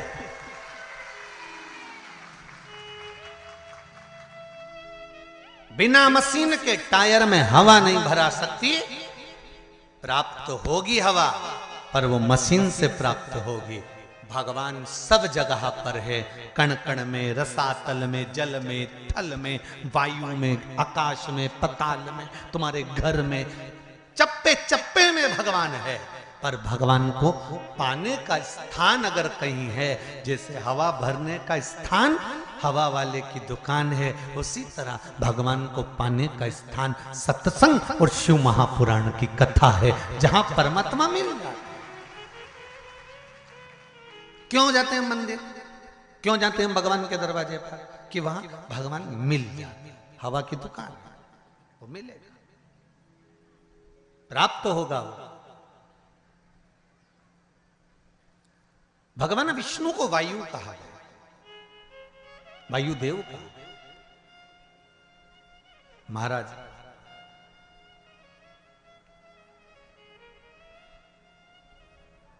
इस मनुष्य के शरीर में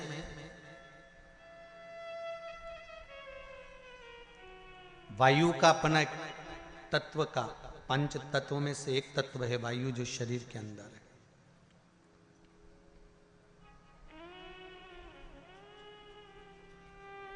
और उस वायु को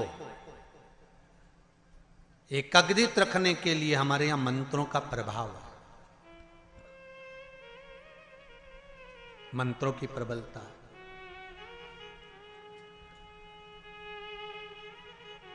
तीसरे नंबर पर है शिव, पृथ्वी का स्वरूप, पृथ्वी के देव।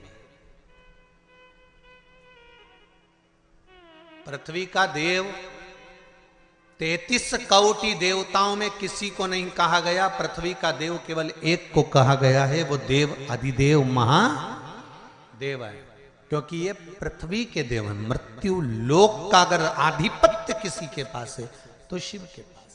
पिताजी, तुम्हारा ये मोह ये ठीक नहीं है, अगर ये मोह ठीक नहीं, ये आसक्ति पुत्र के प्रति ये ठीक नहीं है, ये मोह ठीक नहीं है। कहा, समझाया, भले थोड़े क्षण के लिए, कुछ देर के लिए मुझे भगवान विष्णु का संग मिले, उनका सानिध्य मिले,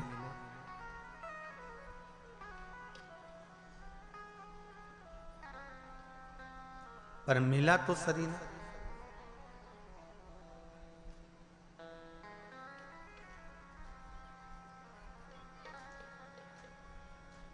कुछ देर का सानिध्य अगर हमको अच्छा मिल रहा है, कुछ देर का सानिध्य,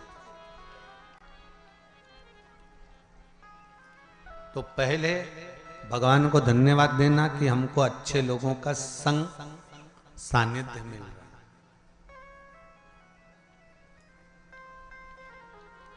वर्चा ने कहा, चंद्रदेव के पुत्र बोले, आप चाहते हो कि मैं आपके करीब में रहूं, पर मैं चाहता हूं कि अगर मेरे नारायण भगवान विष्णु कृष्ण अवतार लेकर जा रहे हैं, लेने जा रहे हैं, तो मैं 2 क्षण उनका सानिध्य प्राप्त करूं, भले 2 क्षण के लिए जाऊं, पर जाऊं। अपने नजदीक में अगर शिव महापुराण की कथा हो, कहीं आस पास क्षेत्र में कहीं कथा हो, सत्संग हो, तो प्रयास करना कि भले थोड़ा समय जाऊं, पर जाऊं, शिव की आराधना कर कर आऊं, शंकर की उस धरा को चरण छू कर आऊं जहां का कंकर शंकर है, उसको छू, भले 2 क्षण पर जाऊं, वहां पहुंचूं।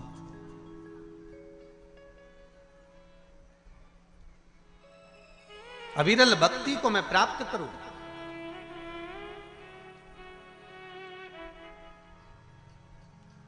शिव आराधना में मैं डूबूं।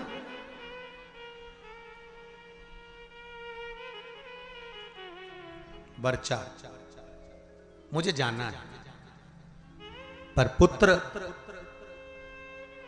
मैं तुझे भेजने से पहले देवताओं से बात करूंगा। चंद्रदेव ने बुलाया भगवान ब्रह्मा को और ब्रह्मदेव से कहा, प्रभु मेरी एक बात को स्वीकार करेंगे?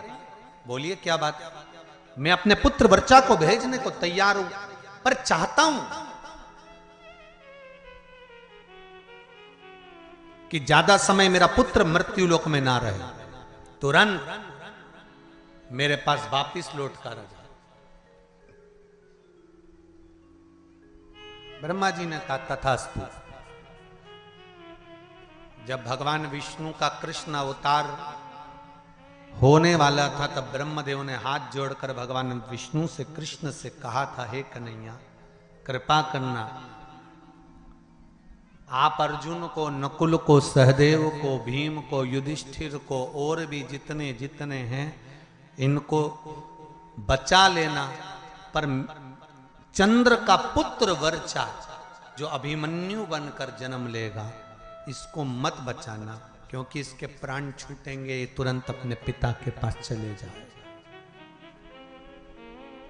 कई लोगों ने प्रश्न खड़े करे, भगवान कृष्ण सबको बचा सकते थे तो इनको क्यों? एक प्रश्न और आता है, कई लोग प्रश्न खड़े करते हैं कि केदारनाथ जी में त्रासदी मची थी, ने इतने मर गए थे, भगवान अगर थे तो भगवान ने क्यों नहीं बचाया? तुम्हारा जब जन्म होता है ऊपर लिखा पड़ी होती है कितने समय के लिए जाना चाहते हो, सील ठप्पे ऊपर से लगे होते हैं, नीचे नहीं।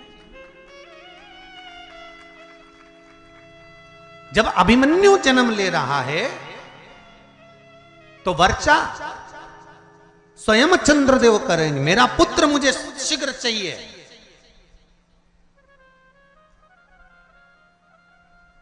अच्छे कार्य में, जनहित में, राष्ट्रहित में, धर्महित में, जगहित में, नेक कर्म करते हुए, अच्छा कर्म करते हुए अगर आपके प्राण चले जाएं तो समझ लेना कि आपको भगवान ने थोड़े समय के लिए सील ठप्पे लगाकर ही भेजा था कि संसार में जाकर आपको ये अच्छा कार्य करना है, ये अच्छा करना है आपके माध्यम से।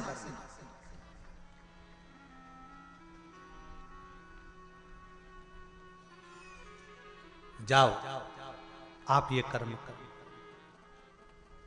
वर्चा अभिमन्यु बनकर जन्मे, आए, कर्म करा, स्वयं भगवान कृष्ण को ध्यान में था कि अभिमन्यु को घेर लिया गया है, इसको छुड़ाना चाहिए, पर नहीं छुड़ाया। अर्जुन ने कहा मेरा पुत्र मर रहा था और आपने बचाया नहीं। भगवान के कैसे बचाऊं, क्योंकि ऊपर से लिखा पढ़ी कर कर आया था कि मैं थोड़े समय के लिए जाऊंगा, थोड़े समय के लिए जाऊंगा और जाकर ये कार्य करूंगा। तो फिर थोड़े समय के लिए आया, लिखा है, जो समय लिखा है वो लिखा है। महाराज, जैसे शिव महापुराण की कथा में देवराज की कथा आती है कि देवराज आया, शिव के मंदिर तक गया, अंत में प्राणों को त्यागे और शिव धाम में चले गया। चंचुला देवी का प्रसंग आता है, जो बिंदुक प्रेत योनि में पड़ जाता है और चंचुला देवी शिव का स्मरण करती है।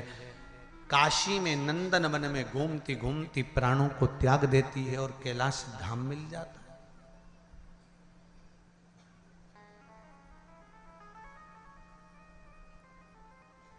कैलाश धाम मिल गया उनको। तब वहां पर भी उसको सुख नहीं मिलता, क्योंकि पति स्मरण में आता है। इसकी गति क्या है? मेरा पति चोरी कर कर लाया, कपट कर कर लाया, छल कर कर लाया, बेईमानी कर कर लाया, प्रपंच कर कर लाया, ला ला कर मुझे दिया, पर उसको प्रेत की योनि मिल गई। भोग तो मैंने भोगा है ना, उसको प्रेत की योनि मिल गई। उस प्रेत योनि से उसको छोड़ाना, उस प्रेत योनि से उसको मुक्त करना।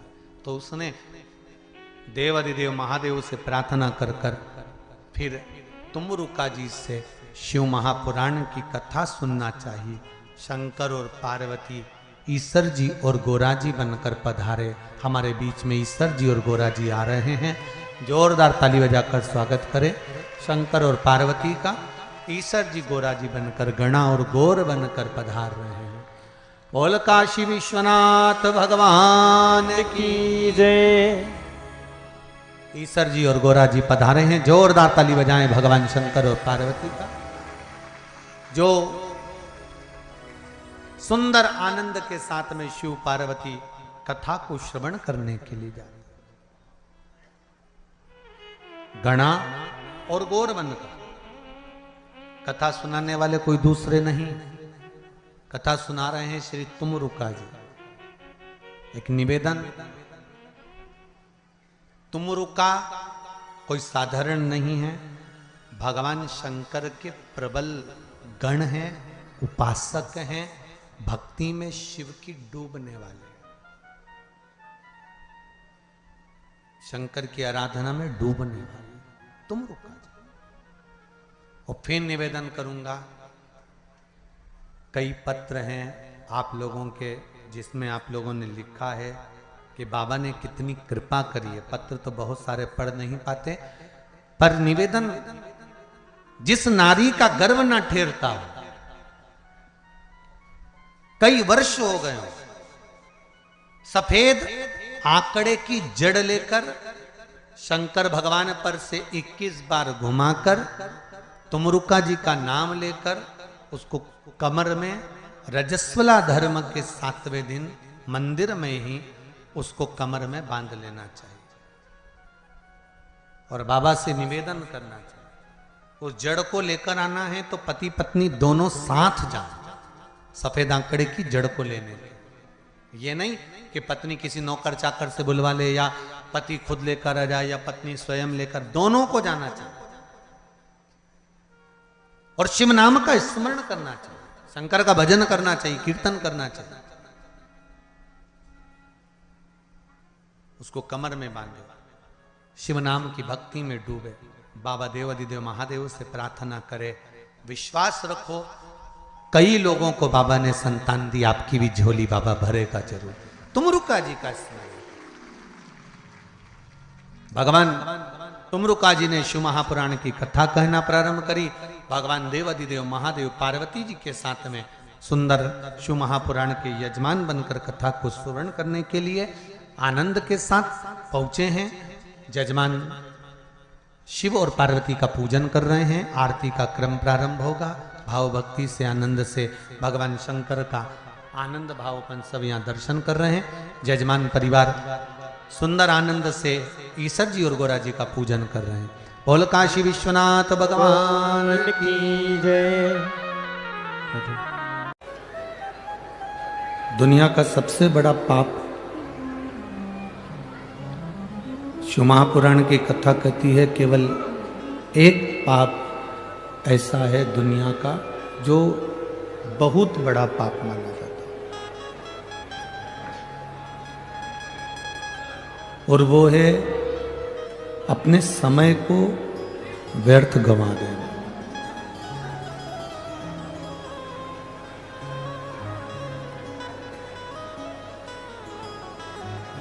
दुनिया का सबसे बड़ा पाप है अपने समय को व्यर्थ गंवाना।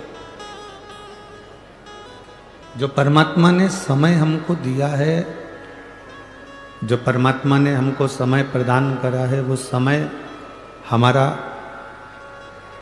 कर्म के प्रति जागरूक हो।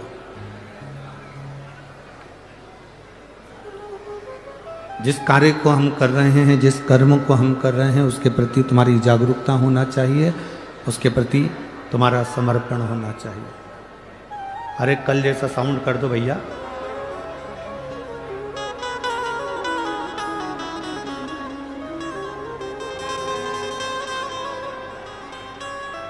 तुम्हारा समर्पण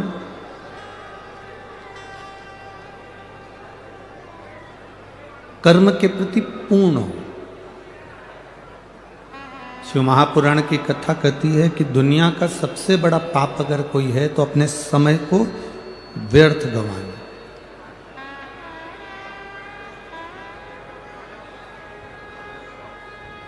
आप अगर अपने घर में व्यर्थ बैठे हुए हो, किसी कार्य के प्रति तुम्हारी जागरूकता नहीं है, किसी कार्य के प्रति तुम्हारी जागरूकता है ही नहीं, तो आप अपने ये ना सोचें कि मैं किसी को अपशब्द कहूँगा तो पाप होता है, या मैं किसी को मार दूंगा तो पाप होता है। एक पाप ये भी होता है कि हम अपने समय का सदुपयोग ना करें, ये भी पाप है। अपने समय को हम श्रेष्ठ जगह पर ना लगाएं, अपने समय को हम श्रेष्ठ जगह पर ना लेकर जाएं, ये भी पाप है।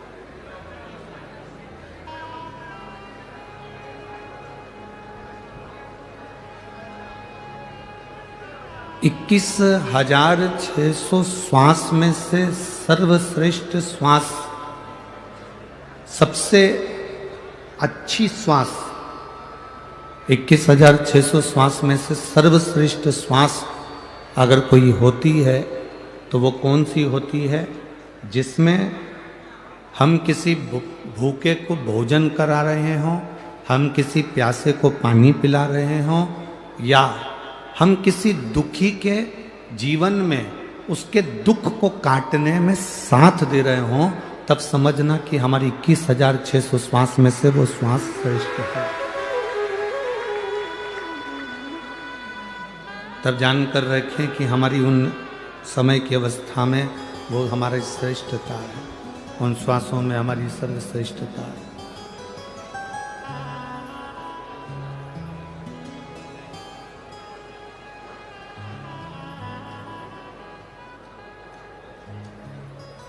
माता पार्वती जी अश्वी मनी घोड़ी बनी लक्ष्मी जी को ज्ञानोपदेश दे रही है।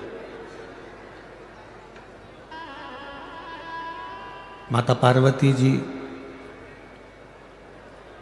जब लक्ष्मी जी ने आंख में से आंसू बहाए, शिवलिंग पर गए, शिवलिंग से जलाधारी पर गए, जलाधारी पर जब वो अश्रु पड़े और उस अश्रु के पड़ने पर माता पार्वती जी प्रकट हुई, और प्रकट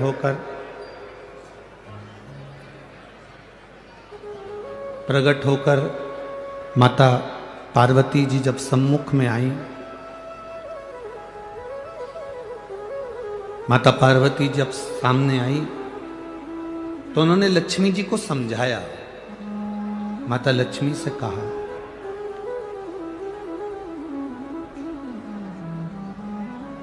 कि लक्ष्मी, तुम्हारे पति ने तुमको श्राप दिया है, तुम्हारे पति ने तुम्हें श्रापित किया है, तुम्हारे पति ने तुमको अश्वी बनने का श्राप दिया, घोड़ी बनने का श्राप दिया।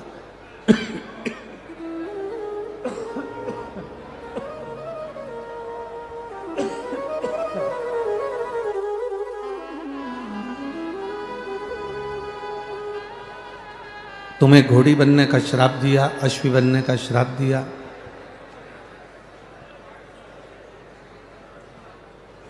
लक्ष्मी, तुम इस बात से दुखी ना होइए कि तुम्हारे पति ने तुमको श्राप दिया। अब उन्होंने जो श्राप दिया उसको भूल जाओ। अब कुछ अच्छा करने का प्रयास करो। जो श्राप दिया है अब उसको भूल जाओ। और हम भी आपसे यही कहेंगे कि अगर कोई आपको गाली दे दे, कोई आपको अपशब्द कह दे, कोई आपको ताना दे दे, कोई आपको आड़ा टेढ़ा बोल दे, वो कह दिया, कहने के बाद आप उसको भूल जाइए। उसने कहा, आप उस बात को भूल जाओ। अब बहुत दिन तक अपने बुद्धि में लेकर बैठ जाना, बहुत दिन तक अपनी चित्तवृत्ति में लेकर बैठ जाना कि उसने मेरा अपमान करा है, उसने मुझे गाली दी, उसने मुझे अपशब्द कहा, उसने मुझे आड़ा टेढ़ा कहा, उसने मुझे आड़ा टेढ़ा बोल दिया। बार बार अपनी बुद्धि में उसको घुमाना, अपनी चित्तवृत्ति में लेकर आना, ये श्रेष्ठ नहीं है।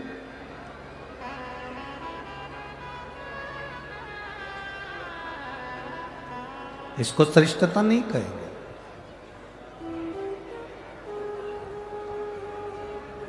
कुछ गलत हो गया, उसे भूल जाइए।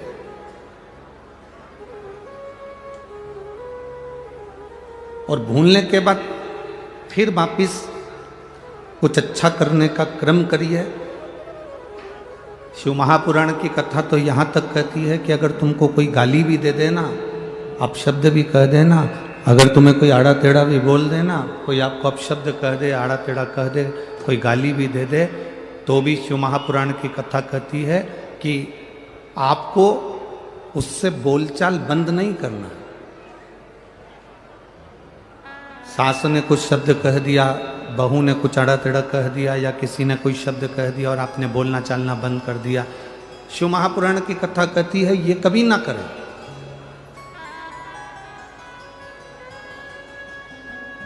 किसी ने अपशब्द भी कहा है, किसी ने आड़ा टेढ़ा भी अगर बोला है, किसी ने अपशब्द भी कह दिया, ताने भी दे दिए, गाली भी दे दी, हमको बोलना बंद नहीं करना है, बल्कि हम जैसे रहते थे वैसे ही रहे। कारण क्या होगा? जिसने गाली दी है, जिसने अपशब्द कहा है, जिसने ताना दिया है, तुम्हें उसका जवाब नहीं देना है। तुम तो बाबा पर एक लोटा जल चढ़ाते रहो और हर हर महादेव कहते रहो, जवाब तुम्हारा भोलेनाथ खुद समय आने पर दे देगा। तुम्हें उसका जवाब नहीं देना। तुम्हें अपशब्द नहीं कहना है, तुम्हें ताना नहीं देना है, ना तुम्हें गाली देना है, ना तुम्हें अड़े टेढ़ा बोलना।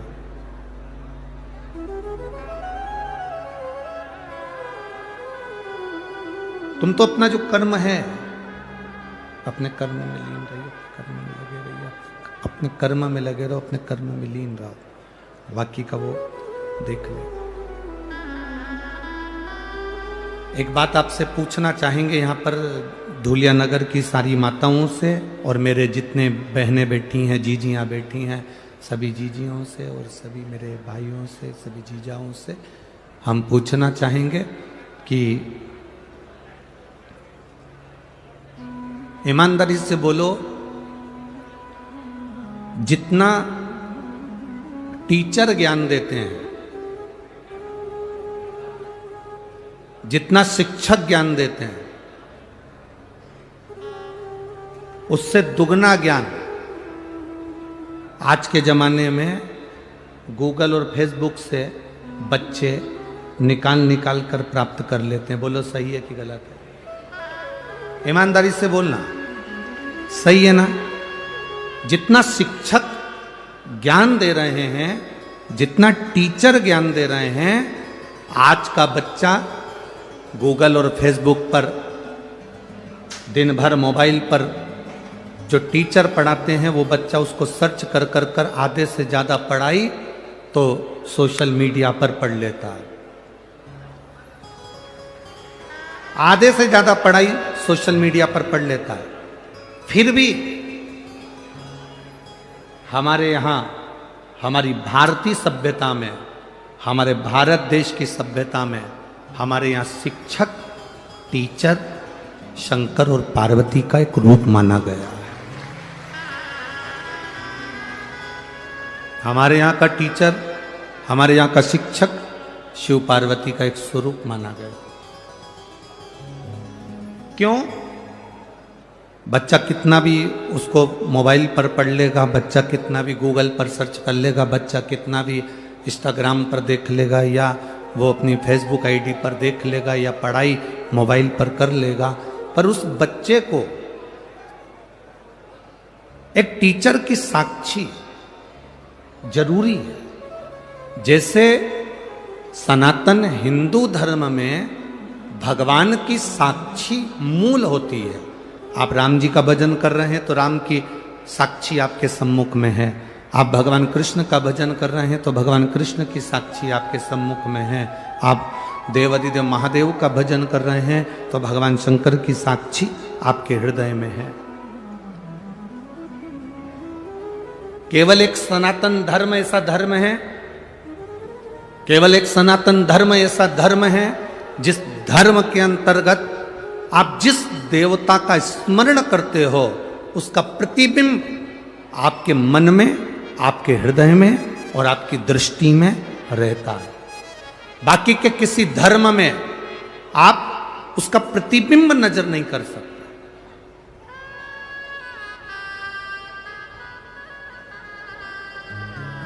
और हमारे सनातन धर्म के अंतर्गत हम अगर शंकर भगवान को जल चढ़ा रहे हैं तो शिव का प्रतीक मानकर हम उसकी पूजन कर रहे हैं। हम बाल गोपाल का अगर पूजन कर रहे हैं तो भगवान राम और कृष्ण का प्रतीक मानकर उनकी पूजन कर रहे हैं। हम दुर्गा भवानी का पूजन कर रहे हैं तो जगत जननी धात्री का प्रतीक मानकर पूजन कर रहे हैं।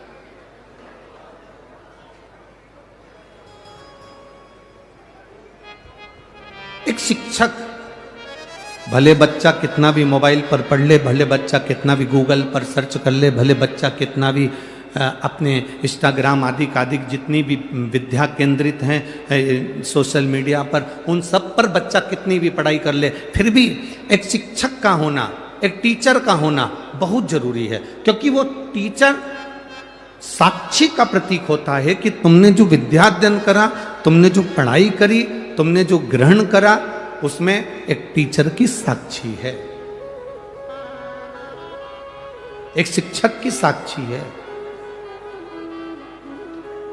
और मेरा निवेदन आज के टीचर और आज के शिक्षकों से केवल इतना सा निवेदन हमारा है, टीचर और शिक्षक ये कभी ना सोचें कि बच्चे मोबाइल पर पढ़ रहे हैं या गूगल पर पढ़ रहे हैं या ये सोशल मीडिया पर पढ़ाई कर रहे हैं, बल्कि आज के जमाने के टीचर और शिक्षक का भार और ज्यादा हो गया है।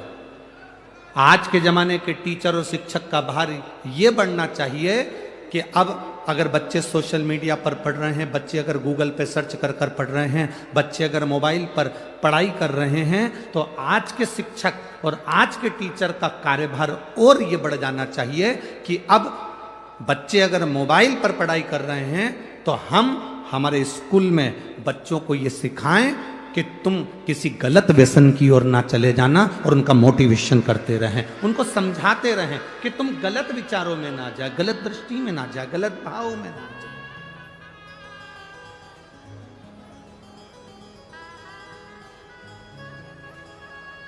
आज बच्चों को सबसे बड़ी जरूरत है उनको समझाने की।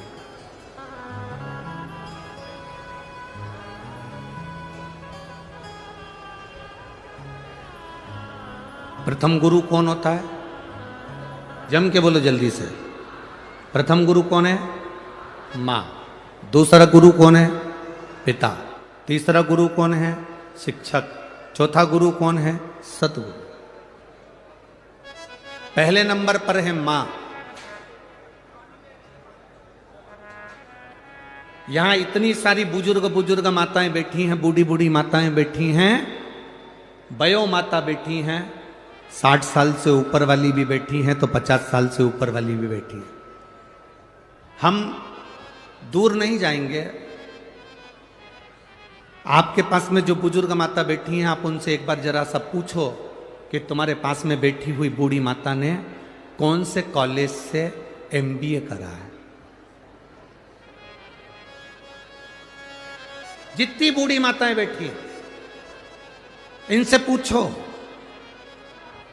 इन्होंने कौन से कॉलेज से पढ़ाई करी। जितनी बूढ़ी माताएं बैठी हैं 60 से ऊपर, 70, 75, 80, 55, 50, जितनी 50 से ऊपर वाली बैठी हैं, इनसे पूछो कि ये कौन से कॉलेज में पढ़ी थी, इनने कौन सी पढ़ाई करी थी, ये कितनी पढ़ी लिखी हैं, ये कितनी विद्वान है। कोई कहेगी हमने तो भैया उस समय का 9वीं तक पढ़ाई करी है, कोई कहेगा हमने 10वीं तक पढ़ा है, कोई कहेगा हमने 12वीं तक पढ़ा है, कोई कहेगा हमने कॉलेज करा है, कोई कहेगा हमने 5वीं पढ़ा है, कोई कहेगा हमने 7वीं पढ़ा है। पर बुजुर्ग माताएं जितनी बैठी हैं, इन्होंने भले पढ़ाई करी ना करी, भले ये टीचर थी ना थी, भले ये शिक्षक थी ना थी, पर इन बुजुर्ग माताओं